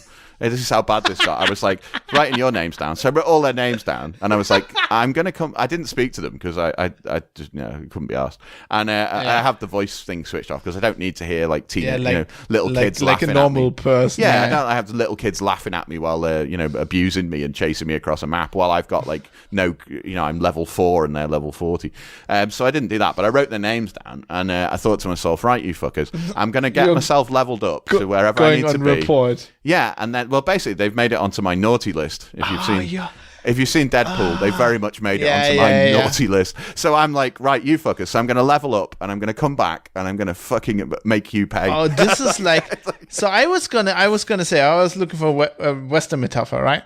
I was gonna say this sounds like you're like that. When in a Clint Eastwood Western. I was going to say, have you seen Unforgiven? Basically, that is what I'm doing now. Well, no, I was thinking, like, there's this guy that always gets kicked around, and then, Clint Eastwood comes into town and just, like, kills them all. Mm-hmm. I think that was the metaphor, but I think you're like the main character from Once Upon a Time in the West. Oh, yeah. Okay. Where they killed his dad. They killed my horse, man. This is a John Wick thing. Like, they kill his dog. They killed my fucking horse, man, and that kind of shit doesn't stand. That kind of aggression does not stand, basically. So I'm going to get a Gatling gun. What I want to do is get a Gatling gun and just waste them all with it. Or like Franco Nero, just drag it around you in a coffin. Yeah. Spoilers for Django. I'm coming back with a Gatling gun and as much dynamite as I can afford, and you guys are going to have a bad time. So. I love those, those Gatling guns as well, where you have to hand crank them. Yeah, so good. So that wasn't a great first introduction to the game. This was the first session that I played, about 3 or 4 hours. It's a great story, though. It's a good story, yeah. So, man, this would have, if you were like a games journalist, this would have made an ace story. Yeah, maybe. So anyway, I got back. I logged off eventually. I got away from them, and it took me ages, and I just thought, I'm fucking done with this now. So I did like one tiny little thing. Still had no money. Was depressed, so I logged off. I'm like, fuck this. So I logged off, and then a day later or so, I logged back in again. But then this time I found you can choose to, like, instead of going like free roaming, which is what I was doing, you can choose to like posse up straight away. So I did that, and that was really good. That was a brilliant, really, really good experience. There's, like, you could have fun. You didn't have to ride for hours waiting to find a mission because you just join a posse with a leader, and then the posse leader chooses missions, and you do them. And I ended up. How does that work if you don't have audio on? It seemed to work fine. I could work out what they were doing because, like, I didn't put audio on. That's fair. But I suspect they were probably talking to each other. But we did loads of missions. We did a thing where we had to rob a train. And we kept doing that one, and we got into a really good kind of like, because at first I didn't know any of the missions, and once you've done it once, you know the score. And the person who was leading it was very gender neutral. Actually, it was a posse of 4. The leader was a girl, and there were 2 girls in the posse and 2 guys. I've heard that about the game as well. That it was really good. It was great. And the girl who was leading it clearly knew what the fuck she was doing, and it was great. So we could just follow her, and then we worked out things like, we'd all take different roles and stuff, but you just kind of do it naturally. So, yeah, I was going to say, you like, if you don't have voice on, you could be like the silent guy. You're following the guys. There's a train. They start shooting at you. You shoot back, kill everybody. So it tells you on the screen what to do. So it'll start off on the mission. So the train mission that I did, you start off like going to some place, and basically the posse leader will put a point on the map that you all just ride to, and then you ride there. And sometimes, so what I did a couple of times was, the other girl, her horse, I think, was being funny, this is another thing. Your horse can get Does the horse have balls? I don't know. I'm not sure. I didn't look at her horse. But anyway, so at one point we're riding somewhere and she just like was off her horse. So a couple of us were stopping to make sure that the others could catch up, you know. And then she just jumped on my horse and I was like, oh, okay, so you're just going to, okay. So then I rode to where we were going and she just sat on the back of her horse while I did it. So and then, what was the problem with her horse? I don't know, but the horses can be quite moody, which is an interesting part of the game. Like in GTA, your car would never be pissed off with you. Yeah. But in this one, if the horse gets it's a jag, annoyed, man. It's temperamental. If the horse gets annoyed, it'll throw you off as well, which is obviously bad. And then if it's really pissed off, you have to calm it down. And then if you approach it when it's pissed off, it might kick you. You know, it's not good. But yes, I have had that experience happen in real life when I was a kid. Well, there you go then.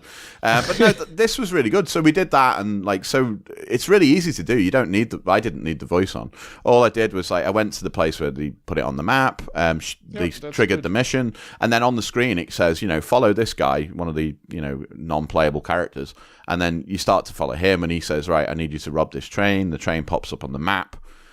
Then you go to the train, and then by the time I got to the train, the leader of the posse the first time had just killed everyone on the train already because she was like a badass.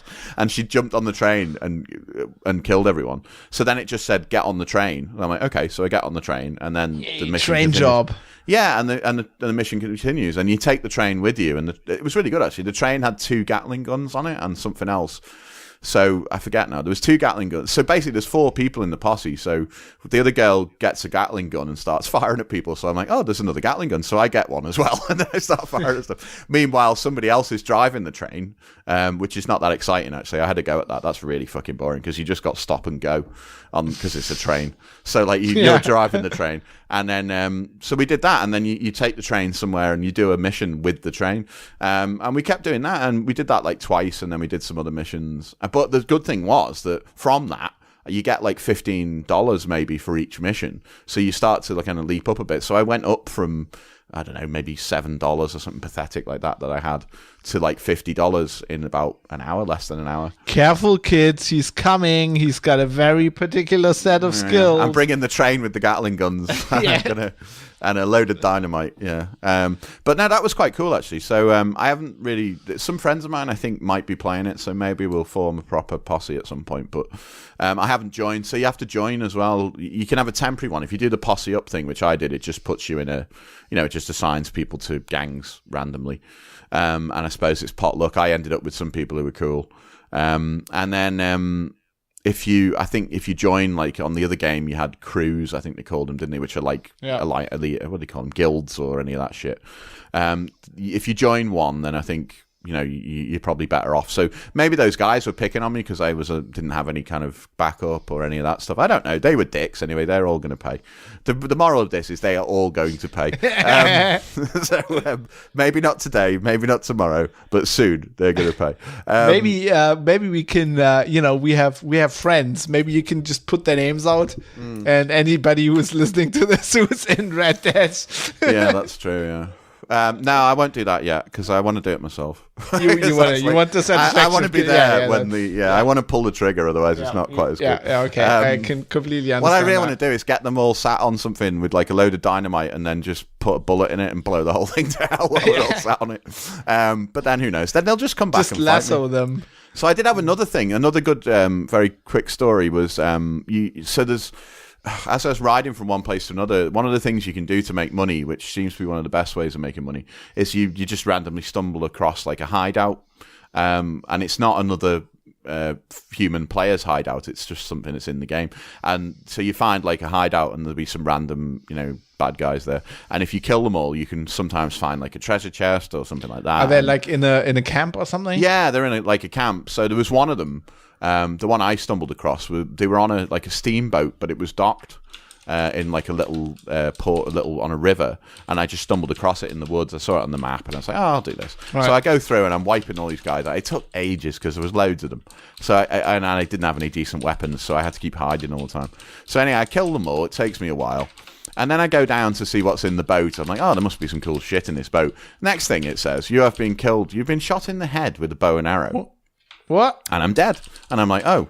And then some twat who'd This been... game is quite lethal, isn't it? Yeah, so some bastard who'd been like watching, probably waiting for me to do all the work, had let me clear the whole thing out, and then gone in and took the treasure chest. And again, they had like really high level weaponry and stuff, and they were just being dicks. And so then I got into so their name got written down. Yeah, so I respawn. Well, it was better than that. So I respawned nearby after they shot me in the head. So I'm like, fuck it, I'm really close. I'm going to run back there. I had no horse. I'm going to run back there. And because it didn't take that long. And then, so they just sat on top of the boat and started like trying to snipe all the time every time I got nearby. So I just kept trying to kill them, and I'm like swimming around the edge of the boat, and they can't shoot me because I'm too close to the bow of the boat. And I'm swimming around, and then eventually... You're very single-minded. I was going to get near enough to pull the knife out or something. I was like, this is personal now. And then as soon as I swam anywhere too far away from the boat, they had a shotgun, and they just blasted me with the shotgun. I don't have a shotgun, so I was knackered. So in the end, I got a bit pissed off with this guy. So when someone kills you, it tells you who it was. And then you can press a button which says feud. So I pressed that because I'm like, right, fucker, this is like, even if I've got no weapons and you're going to keep killing me, I'm not giving up. I'll kill you at least once. And so I pressed feud, and then the guy he rejected the feud because he was like, you're not high enough level. So I'm not high enough level to fight with, but I'm good enough to like rob and cheat and all that sort of stuff. So I was like, some people take this outlaw thing really seriously, I think. Yeah. So yeah, there's a lot of no honor amongst thieves, I suppose. So I couldn't get the treasure chest because twats kept waiting for me to like do the hard work and then take the treasure chest. So basically, the moral of this game so far is bigger boys and girls have been picking on me, and I'm going to have to go and sort this out. Right. But I love the idea that you have this book of grudges where you just your name's going in the book. I'll be like, your name's going in the book, in the ledger. So in 3 years, we're like, I'll ring you up. It's like, Dan, how's Red Dead going? It's like, well, the book has 12 volumes now. Yeah. There's a lot of people who need to get their payback. Get some a lot payback. of dickheads in the world. It's a really good game. The online mode I did really enjoy when I did the posse thing, and I'll do some more of that and probably build it up. It takes it's slow. You're right about that. It is slow. There's a lot of grinding stuff that you have to do. Unless you pay, which I hadn't even really thought about. I guess GTA Online. Well, they want you to pay. Like that as well, yeah. Mm-hmm. I mean, they make a hell of a lot of money with that as well. So. Oh yeah, it's that business model that World of Warcraft basically stumbled upon years ago, wasn't it? And then became hugely profitable because people were subscribing monthly, they were paying for things, they were doing all the in-game. Yeah, just now it's not purchases. A subscription. Now you pay like for the bullets in your gun or whatever. Yeah, well, one of the good things that I always end up doing is anybody I kill, I make sure I loot the bodies to get any ammunition or anything else off them. And weirdly, so there's this thing like in the real West. Yeah, basically. So there's this thing on there, like a karma type meter. I don't know what you'd call it. I don't know what the official name for it is. But you can either be like an honourable outlaw, or you can be, say, like a scumbag, like these people I keep running into. Actual outlaw. Yeah, and but I suppose so if you loot the bodies, which seems like a perfectly natural thing to me, they're already dead. You get bad karma. So I've got loads of bad karma from looting bodies, and I'm like, these guys attacked me. I killed them, and now I'm taking their shit. I'm like, how is that bad? What kind of warped sense of karma is that? First of all, they're outlaws, right? Yeah, exactly. Then you're taking ammunition from them. Yeah. Like, not their kids' savings. No, exactly. Like, what's the widow going to do with the bullets? I mean... Sell them for food. I don't know. What kind of karma is that? Yeah, but you get... So I'm always really... Because I like to look after my horse, because you've got to look after your horse. So I'm always like, you can pat the horse, and when you pat the horse as you're riding along, or if you get karma. Them, you get... No, it makes the horse happier, so like you pat the horse. So I keep getting good karma points, which cancel out the looting ones. Yeah, I was going to say... I'm like top-level horse carer or something. I'm like, my horse is a happy horse. It's like, I feed it, I give it a rest at times. If you tie it up, you get points for that, because if you just jump off it and leave it, it doesn't like that. Now I'm just thinking of Happy. Yeah, basically, yeah. This Happy being your horse. You need to name your horse Happy. So my horse is called Bojack Horseman. Oh, that's also yeah. I had a few different names. Oh man, I can't. Like, I want this so badly to come out on the PC. Yeah. I want to play this. So what I'd and I know they're not going to do it. Probably, but I mean, we've talked about it before. Other games that I've played, like particularly the DC Universe Online one, which I really liked. And I don't play it that much anymore. But anyway, you can play cross-platform on that. So if you got a PS3, you can play against people with the PS4. You can play with people on the PC. You can play cross-platform completely. But I don't think they're going to do that with this. So I don't think we're ever going to be able to be on the same posse. Well, the thing is, I just don't I don't want to buy it, because then I feel like I'm part of the problem. You know, the whole console exclusive thing's pissing me off. Yeah. Just from a, from an idealistic kind of standpoint. It'll be interesting to see how the port is on the PC, actually. Although, because I've heard complaints about on other games. I played the Arkham series, obviously Batman, and I played the last one quite a lot, Arkham Knight.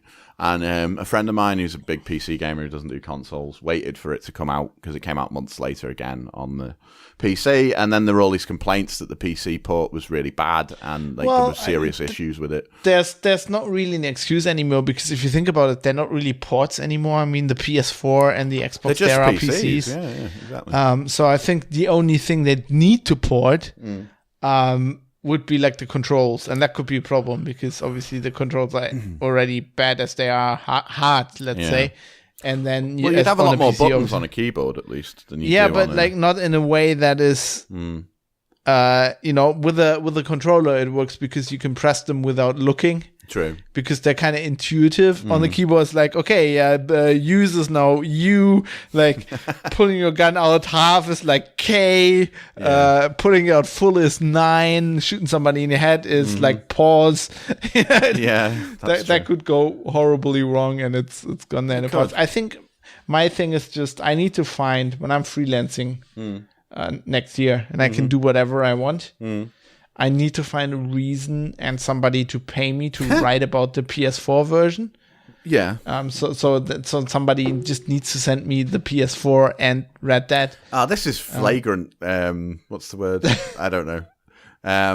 Well, okay. Yeah, maybe they'll do that. What I want, like really, bombing free beer, just on a higher level. True. The end game of this for me is, I would like some kind of Bluetooth gun that you can keep in a holster that you can use. A bit like Duck Hunt all those years ago, but hopefully a bit more accurate. And the only worry with that is that I'd keep throwing my gun at the TV by trying to pull it out. I'd be like smashing my TV all the time, like throwing my gun across the room and stuff. But I do like that idea. I could put my hat on, I could put my gun on the belt, I could get into it, That'd be amazing. Like, it'd be amazing if you could like get like a real gun and mod it. Oh wow! Put like the transmitter in, so it has like some heft. Yeah, that'd be quite good. Well, then it would really break my TV when I accidentally throw it at the TV, as I accidentally throw a Colt through the TV or something. That's not a good idea. But it's good. So overall, I'd say I really enjoy it. I think it's a really good game. It's been massively popular, hasn't it, so far? Or the sales have been ridiculous. I mean, people are saying it's like the best open world game ever. It would be if it had Laszlo in it or something. I'm hoping somewhere that maybe people listening will know this because they've completed more of it than I have. But I'm hoping at some point, I know you can't have a radio station and all the rest of it, but you do go into saloons and they have like piano players and they have gramophones. I hope you go into at some point a saloon where there's like a ye old timey Laszlo or something or similar that you can listen to, tell stories or something. That would be good. I don't know. Oh my God, Katie's been when now you talk about that, she's been watching like this what's it called? Jane the Virgin. Oh yeah, I've heard that. It's like this. It's like a telenovela kind of thing. I don't know the real one. I think it's like the kicker is that the girl's pregnant and she's called Jane the Virgin. And it has this narrator. And it's called the Latin lover narrator. It's like, oh, Jane's been no. Right. And I was like, I'm walking past, right? I see these shows always when I'm like walking through the kitchen. Mm-hmm. Katie's watching this. I'm like, for days, I'm like going, I know this voice. I know where do I know this voice from? And he's on the bloody radio in GTA. Oh wow. GTA 5. Wow. So he does like ads as well, and that he has like he does this ridiculous Latin lover voice, like this Mexican voice. And you know how they have these Mexican ads on, like, they do, where they're just Los making Santos, fun out of everything. And Yeah, and that's where I knew the voice from. I really thought you were going to say it was like Danny Trejo or something. You know, the guy Machete. No, Machete. a very different voice. Right, okay. Like, then James, it's like, That's great. He's got a great voice.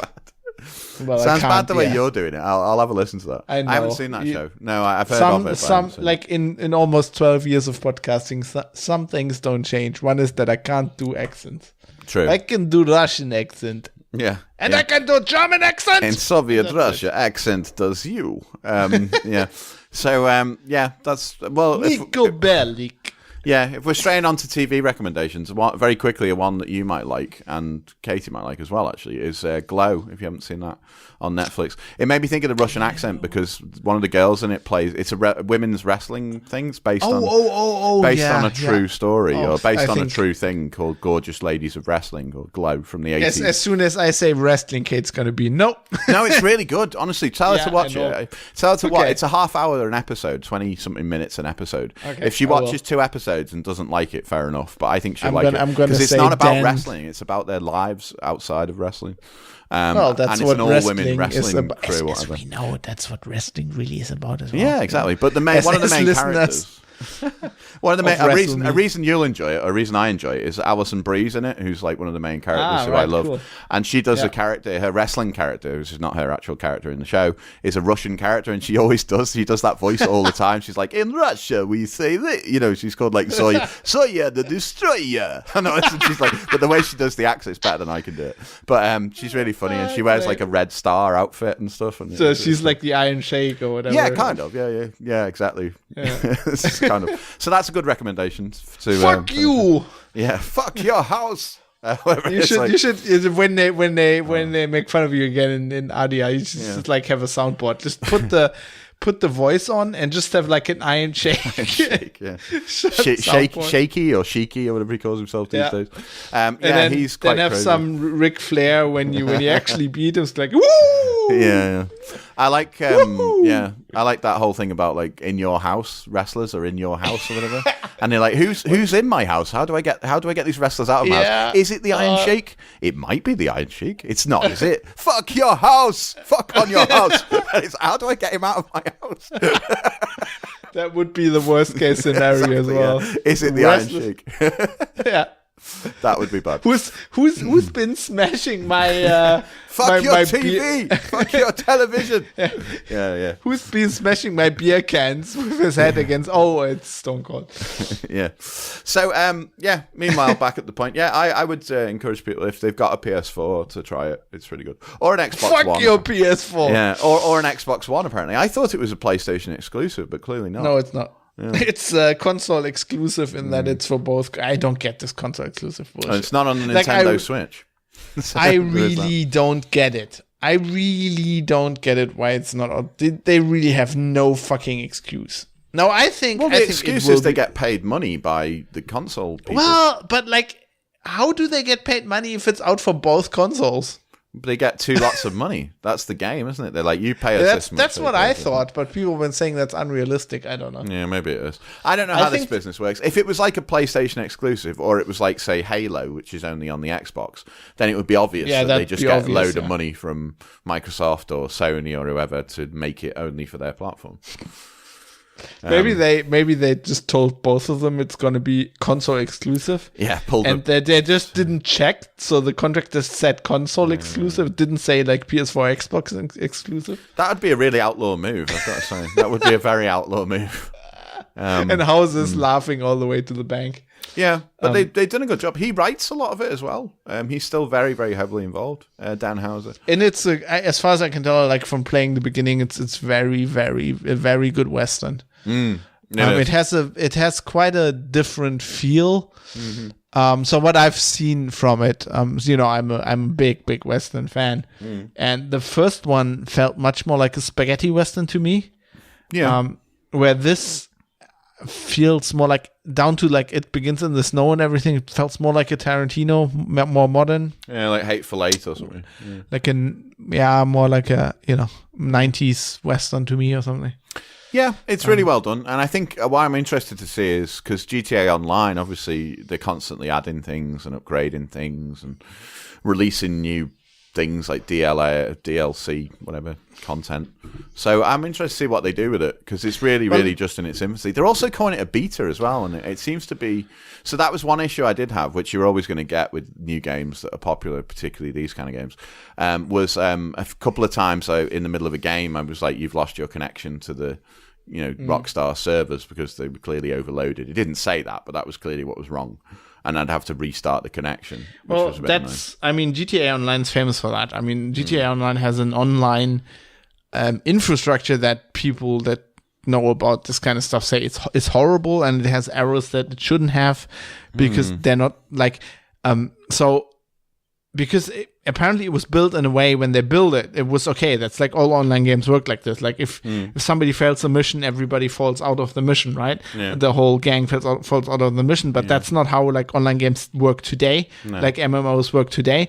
And whereas games like World of Warcraft have continuously like changed everything. Like it's still the same game, but like they changed all the connection stuff below, like the infrastructure level, probably 2 or 3 times over completely. And GTA Online has never really done that, but they continue to just make massive amounts of money. I think I read that we'll have a better infrastructure there, and it's also, I think this is the reason I personally think this is gonna come to the PC earlier than GTA 5 did. Because I think they can't just live. I mean, there's lots more console gamers, but like there's still millions of PC gamers that are playing GTA Online, and I don't think they want to make that let that money lie around. No, of course not. I wonder how big well, it's no way we can really tell this, but I don't know how many people who are, say, PC gamers also have a console. So they might have worked out, marketing wise, how many of those people are already going to have paid for the. I think console. I mean the split for GTA that I'd seen was like 50 million console players and 10 million PC players. Okay. But the thing is, so this could be another reason to have the PC game version come out significantly later. Because they do know from their sales figures that people will buy the game twice. And I know, I mean, I personally know 10 people who bought GTA 5 twice. Like, who bought it on a console, and then when the PC version came out, bought the PC version. I mean, okay, I'm a journalist, and I know lots of people there, but I do know that there's quite a lot of stories there. So I know they're double dipping. I know. I think that's part of the thing. They're not dumb over at Rockstar. Oh no, they make a lot of money. Yeah, they continually make money. But they do well. I know they're a huge game house now and all the rest of it, but I kind of like that Rockstar are still around and they're still giving their influence on things, because a lot of these big corporates, I know they are probably a big corporate now, but a lot of these big old Activision and people like that, they just EA, they just get really boring, and they're like, oh, it's going to be like it's got to be a really conservative family game because blah blah blah, and you're like, fuck off. And Rockstar is not like that. No, Rockstar's like, we need better horse balls is what we need. Horse balls and swear words and people getting shot in the face. Yeah, and innuendo jokes and all that sort of shit that they do. I like him for that as well. Yeah. I like him for that. I mean, no other game has like Pissvasser, for example, or like the Republican Rangers of Space or any of that shit. That's fucking brilliant. They are a huge company now, but it doesn't feel like that. They still feel like, in that respect, they still almost feel like an indie studio, and I like him for that. I mean, they get a lot of flack from games journalists, especially like in the British games media, who are all very woke and try. I mean, I can say this. Dave's not on the show here. We're trying very hard to be like progressive and stuff, and a lot of these people were criticizing GTA 5. And then, I mean, I listen to a lot of gaming podcasts. I read a lot of game publications. They were pretty much all saying like the story's shit, and I was like, what the fuck are you talking about? The GTA 5 story is amazing. It's great. I know what you don't like, you You don't like the edgy like I was gay just going to jokes. say, I'm guessing they don't like Trevor Phillips Industries and all that. Yeah. But that's not like, that's just the thing is I don't get sometimes with like games journalists is like they will completely accept something like this if it's like a Tarantino movie, right? Mm-hmm. Then it's okay. But if it's in a video game, it's like, oh my God, this is like, no, you can't do this. It's like really sexist. It's like, if it's in a movie, you don't care. If it's in a video game, it's horrible. I don't get that. I think Rockstar have got a lot of enemies as well in that kind of area because over the year, particularly in like, not I don't know about gaming press or whatever, but particularly in other parts of the press in the UK because there's this massive controversy over GTA, and they're like, oh, it's a game where you kill hot coffee thing. Yeah, there's that, and there's the whole like, oh, it's just about killing hookers and taking their money, and you're like, it's not at all about that. And actually, that's not something I know you can do it, but it's not something I do in that game. It's not part of the game. You don't really get rewarded for it. Particularly.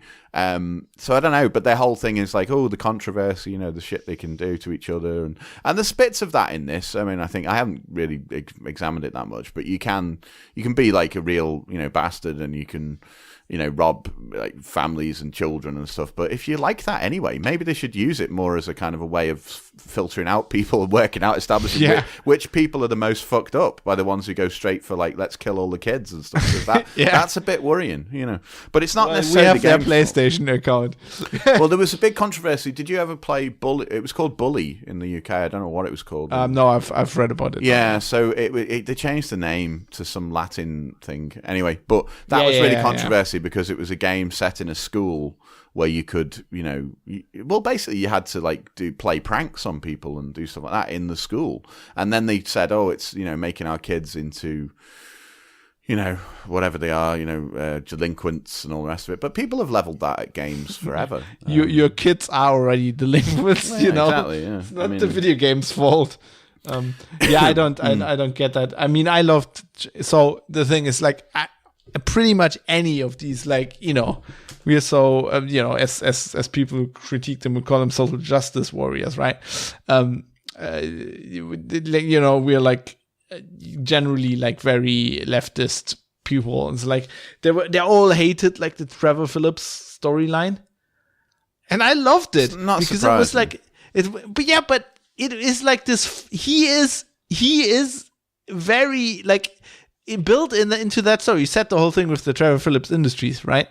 Is like capitalism critique, except but also, it's turning it on its head. He's not the hero. He's not. Although you can control him, he's not the hero of the story. He's definitely in any way. Yeah. He's not really even a very likable character in a lot of ways. I love that when he like takes the helicopter, when they steal like the bloody FBI helicopter or whatever, and he just spray paints like Trevor Phillips Industries on there, and the guy goes like his partner or whatever goes like, Trevor, you can't just steal a helicopter. It's like, I can steal a helicopter. I just did. Yeah, the point of the character, if I remember rightly, was that he's a psychopath. He's basically completely unhinged. And you're not really supposed to look at him. Yeah. I don't know. I would hope that nobody, kids play that game and go, God, when I grow up, I want to be like Trevor Phillips. I thought that was the point of that game. Yeah, like, I really want to live in an apartment where there's like shit everywhere. Yeah, exactly. And I don't know. Although, but he's like, I liked him because he was subverting, what subculture used to be. He was like subverting, like he's quite punk. He's probably the most punk character in that game, and I like all the characters. I mean, I like the bloody midlife crisis that Michael has. Is so good. I love it when is it the yoga instructor or the tennis instructor? He comes home to find that his wife is having an affair with the bloody house down. Yeah. That's like pretty much Bosch's house as well. It is, the one that he pulls down. Yeah, it's like he pulls the deck down, and then I love it when his son gets kidnapped and he's like on the boat.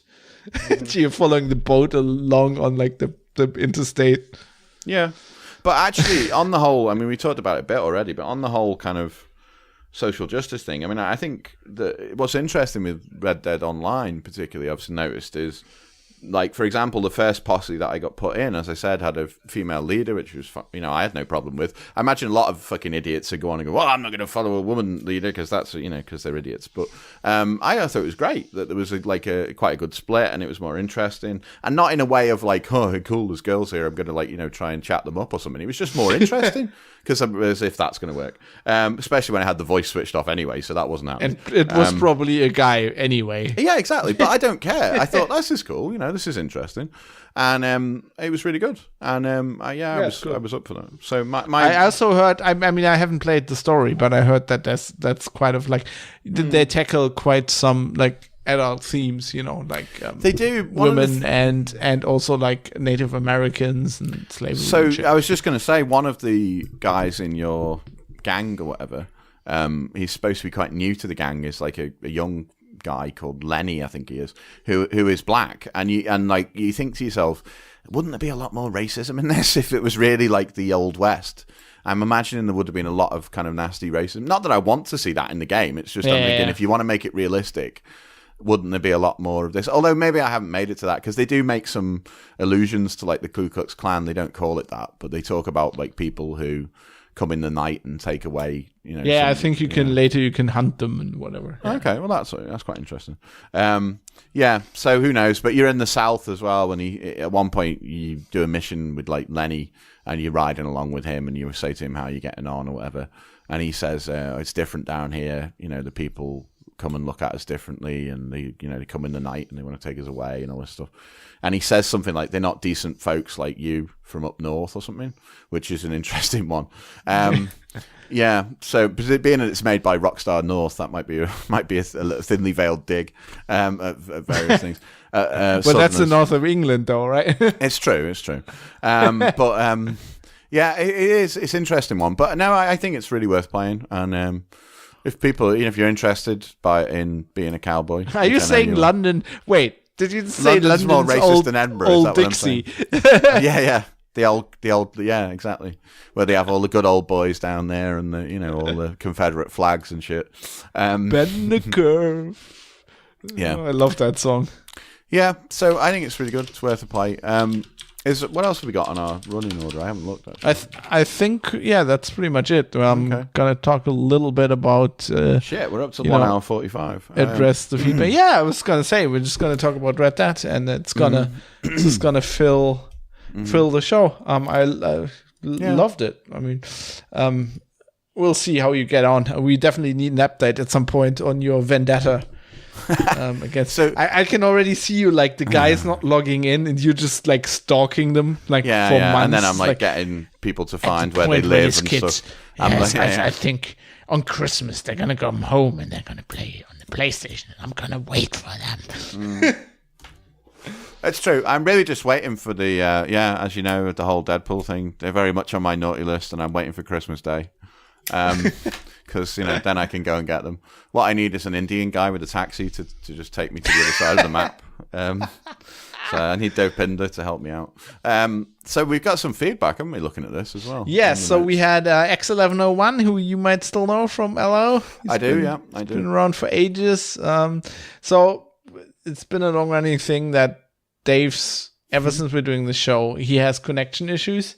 Oh, right. And we replaced everything. And people suggested, well, if you replaced his internet connection, where he lived, his PC, his microphone, his USB thing, you'll have to replace his face. And X1101 takes it one further. He says, at Geek News Radio, if you replaced all of Mega Slipper's equipment with no positive results, have you considered replacing him directly? Well, I did this show. And let you know, we've been recording for an hour 45, pretty much. Yeah, my equipment's fine as far as I know. This is great. We didn't have one connection drop. No, well, tempting fate now. But I think I'm fine. Have you considered replacing him with horse balls? That might that might work. I'm going to suggest that tomorrow when we record the next episode. Yep, and then we have Eternal Blast. When I put out the last episode over the weekend, which at this point was 74. He was just very ecstatic. Yes. Oh yeah, waiting so long. Someone's been on the juice.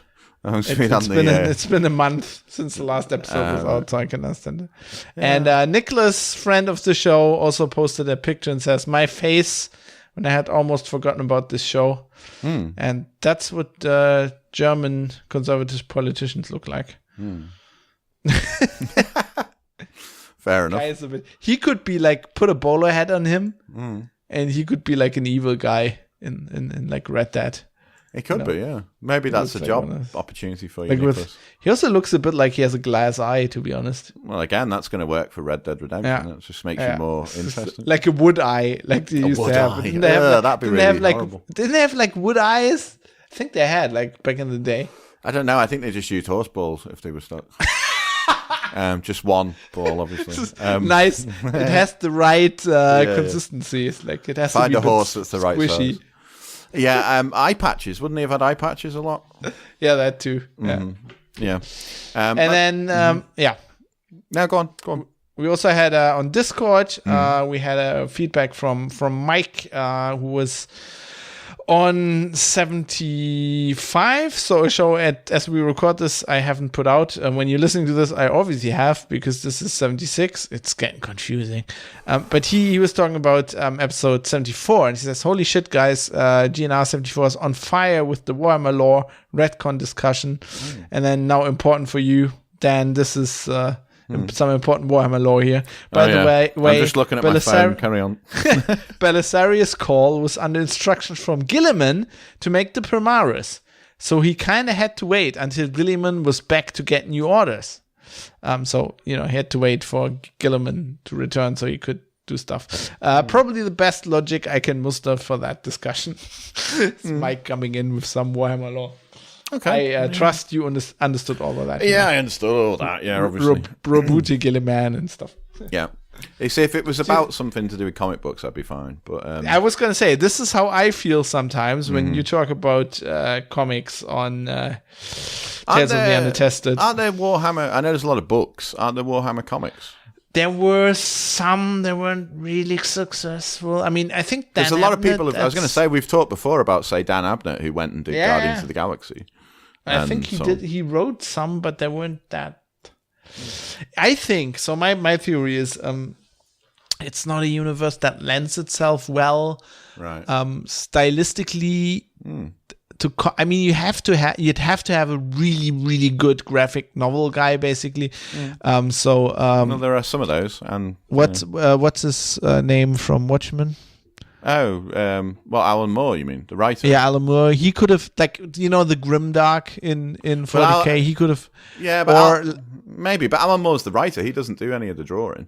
That was Dave Gibbons, who I met. Yeah, I mean, I think that was a serious name drop there for anybody who's into comics. I had a drink with Dave Gibbons. He's a diamond geezer. Wow. Okay. Cool. He's a lovely guy. Well, I think the drawing you could get that. I think the writing's harder. I mean, the drawing. Yeah. Also, I mean, Warhammer 40K they stole from everything, right? Warhammer stole everything from everything. Yeah. But a huge influence, like, on the way the universe looked, especially in the 80s, was 2000 AD. Okay. So Judge Dredd. Yeah, of course. Yeah. Judge Dredd, that kind of, like, style would work. Well, you could do that. There's loads of comics like that. I don't believe it couldn't be done. Maybe the people didn't buy it. People weren't into it. I'm not saying it couldn't be done. I think it's hard. Well, there aren't Warhammer films particularly, are there, as well? I mean, why aren't there a lot of films? I think that's either animated or whatever. Well, there was one. Okay. It's called Ultramarines. It's horrible. I think that is just production. I think for that, okay, so if Marvel, with their current resources, would do a 40K film, it could be good. Yeah. But even for Marvel, like, for the production value, it would be a stretch. Okay. Like, it would be as much CGI as was, like, say, in Doctor Strange. Yeah. Like, whenever you're anywhere that's not a building, it would be CGI. Like, a lot of their stuff is now in Marvel films, particularly. Well, but just Yeah, and imagine just like if you like the archetypical stories would be Space Marines. I don't want to spoil the illusion here, but they didn't actually film it on a spaceship. Well, yes, I know, but the spaceship is the easy part. Now imagine so you say the archetypical story, your main characters would be Space Marines, right? So that would be all CGI. Mm-hmm. I mean, you could put a face unlike say the Hulk and all the others, who are all CGI as well these days. No, they're not all CGI. Well, in most of the scenes, it's like Robert Downey Jr. running around, right? Well, yeah, but I don't know. I think a lot of it is motion capture. I mean, CGI. You'd basically need all of it to be CGI. Okay. Without all of it to be, if you actually do it all CGI, it would look silly. That's it might do, but I really like Ready Player One. I mean, this is going to annoy people who've read the book. Okay, I haven't seen that. So the book apparently is better than the film. I don't know. I haven't read the book, but I really enjoyed the film, and because it's set in a virtual world, it's all CGI. I mean, there are bits that aren't. I mean, you see the real people at some point, but most of it's in this CGI game world, which is fantastic. But that works because it's a game world, and you like this would have to look real. So so the problem with Warhammer 40k is the setting. It's a miniatures game setting, right? So the Space Marine armor is so ridiculous because it's miniatures, and they like the shoulder guards are so big because they couldn't make them smaller, because back in the day they were really shit with like the miniatures, they didn't have the technology to make them so fine. That's why they look like that, and it's a setting that works incredibly well in drawings. Like I have over my desk right now, I have like a Space Marine. It's an art from like a Dark Angels Codex, and it's amazing. It's like this chapter master of the Dark Angels, like putting on his ceremonial his power armor, right? And it works really well. But like if you look at it, like if you look at the proportions of like a guy in power armor, it's like where are his feet? There must, like, if that's a normal human, even if he's like superhumanly tall, the feet must be at like the knee height of the. It's just like it's the arms are probably right, but then the feet are the legs are way too long and the head's way too small. It's like really hard to do. Like even in CGI, it tends to look silly. You'd have to have like real actors in there as well to mix it up. And I'm not saying it can't be done, but it would be really hard to pull it off. I think it's just how some things are just like. Some universes obviously are. I mean, the thing with comic books is like they adapt really well to movies. Yeah. And it's amazing to me that it took as long. I guess the CGI had to come along. There was, I'm putting a picture in for you to have a look at. Right. Yeah. So you spoke of like big shoulder guards and all the rest of it. Yeah, I know what you mean. I think it was just that Hollywood executives didn't understand that there was a massive market for this. Yeah, I mean that's right. That's where they took a lot of that. But like I'm gonna have you give. Oh, here we go. I'm gonna just like there's like lots of images of Space Marine armor. Oh yeah, there will be, I'm sure. But there was a video game a bit back called Warhammer 40,000 Space Marine. Yeah. It's actually a console game as well. I think that was the best. I think I've heard of that actually. Yeah, that was actually the best rendering of what it feels like to be a Space Marine. So I'm gonna put this in, and this is obviously like console graphic, but this is basically what it would have to look like. Well, that doesn't look that. And well, if you look at that, the bolt pistol, right? The pistol he's holding looks amazingly silly. Yeah, but that's part of a lot of these things. Like they have, So they remind me a lot of.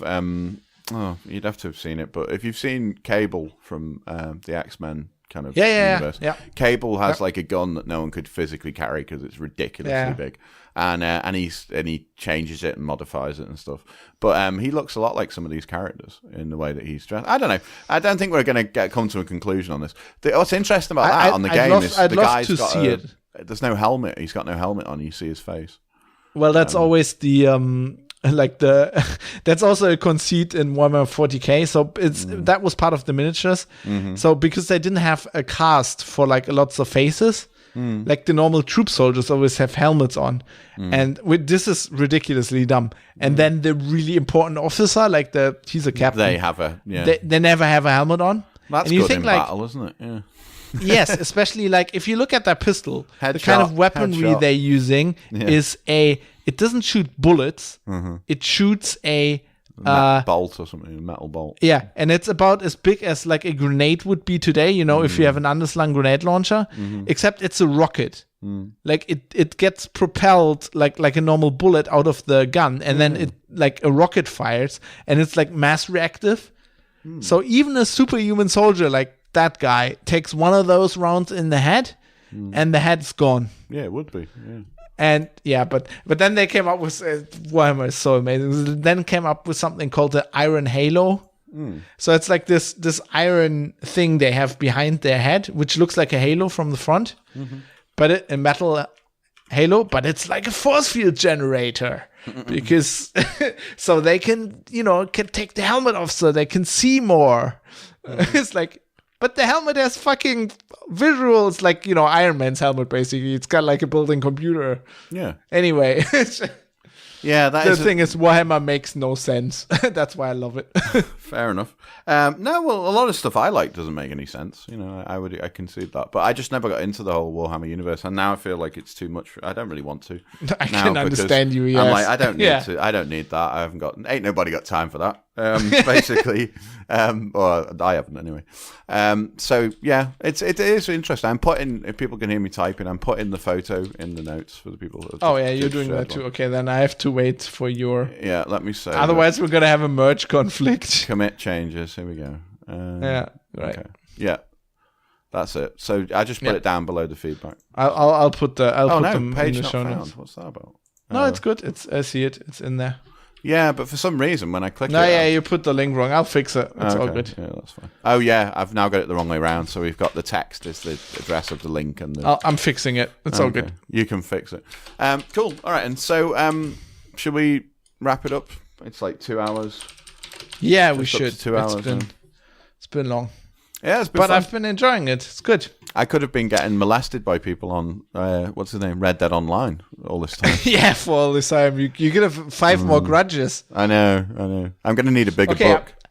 But we'll have next year. We'll have you on with Dave as well. And just remember, and we can talk comic books because we both like comic books. And then you'll be bored.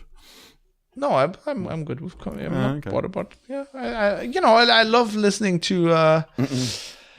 Tell Something Unattested as well, because available in all good podcatchers now. You should check that out. It's a good podcast. Unattested.club is the address.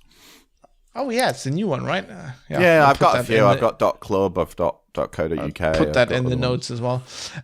No, but the thing is, you need to the thing you need to research for next show is the horse balls. Horse balls. Yeah, okay, I will do. I haven't looked at that, but I'll go and look at some horse balls whenever we get a chance. I'll be like, I'm busy tonight. I can't come out. I'm looking at horse balls.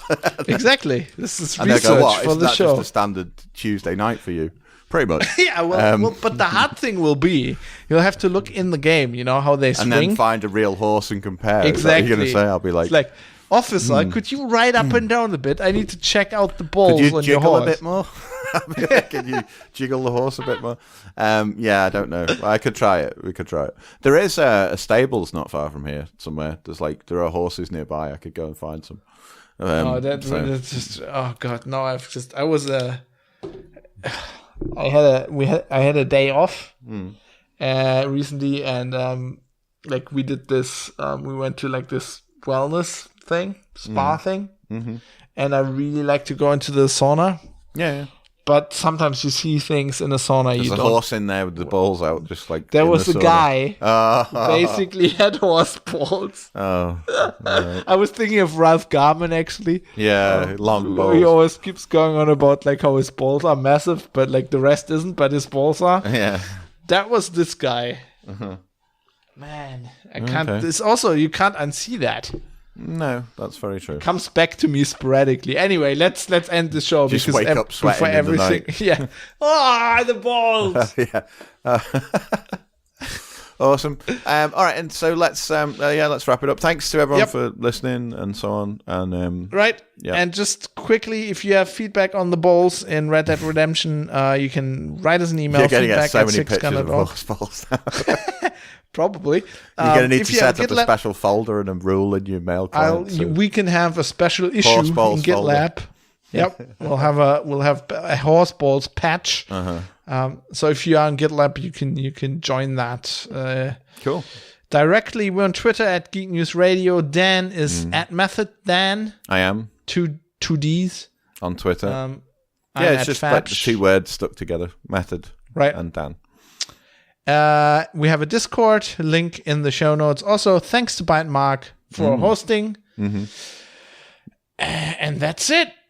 That's it. Yeah, thank you to everyone for listening. Thanks to Bytemark, as you say, for hosting. Apologies to everyone in the Discord thing. I have got an account, but I just never go on there. So, as I said before, ain't nobody got time for that shit. But I will try. I will try. He's got to look at horse balls. I'm He's too busy examining horse balls. I'll be like, next horse, bring in the next horse. Auditioning them. Yeah. Oh, God, that's a horrible thought. Anyway, so, that's. I think that's a wrap then. Yep. See you next time. Keep watching them horse balls.